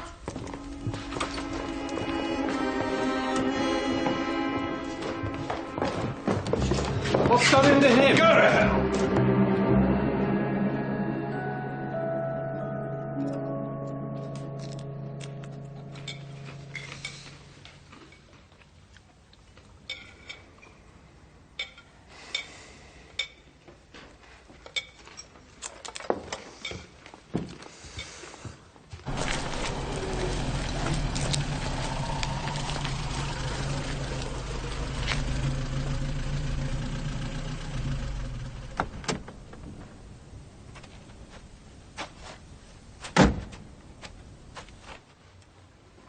I blame you, Alfred. You've had charge of him here.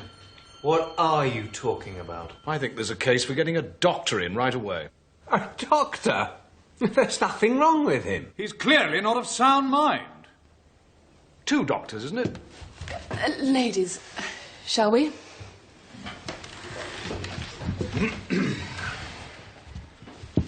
Shall I announce you, Superintendent? That's all right, Tressilian. Mr. Lee's expecting me. Come and have some coffee. The gentleman will be through in a minute. Over here? It's wonderful that you could come, Pilar. It's wonderful for me, too, to meet my uncles and aunts and this grand house.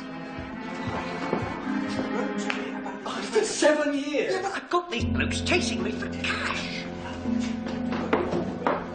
I was having a word at a cocktail party at Buffy, and you know he has the ear of the PM, right? Who was it? Mr. Sugden, Superintendent of Police.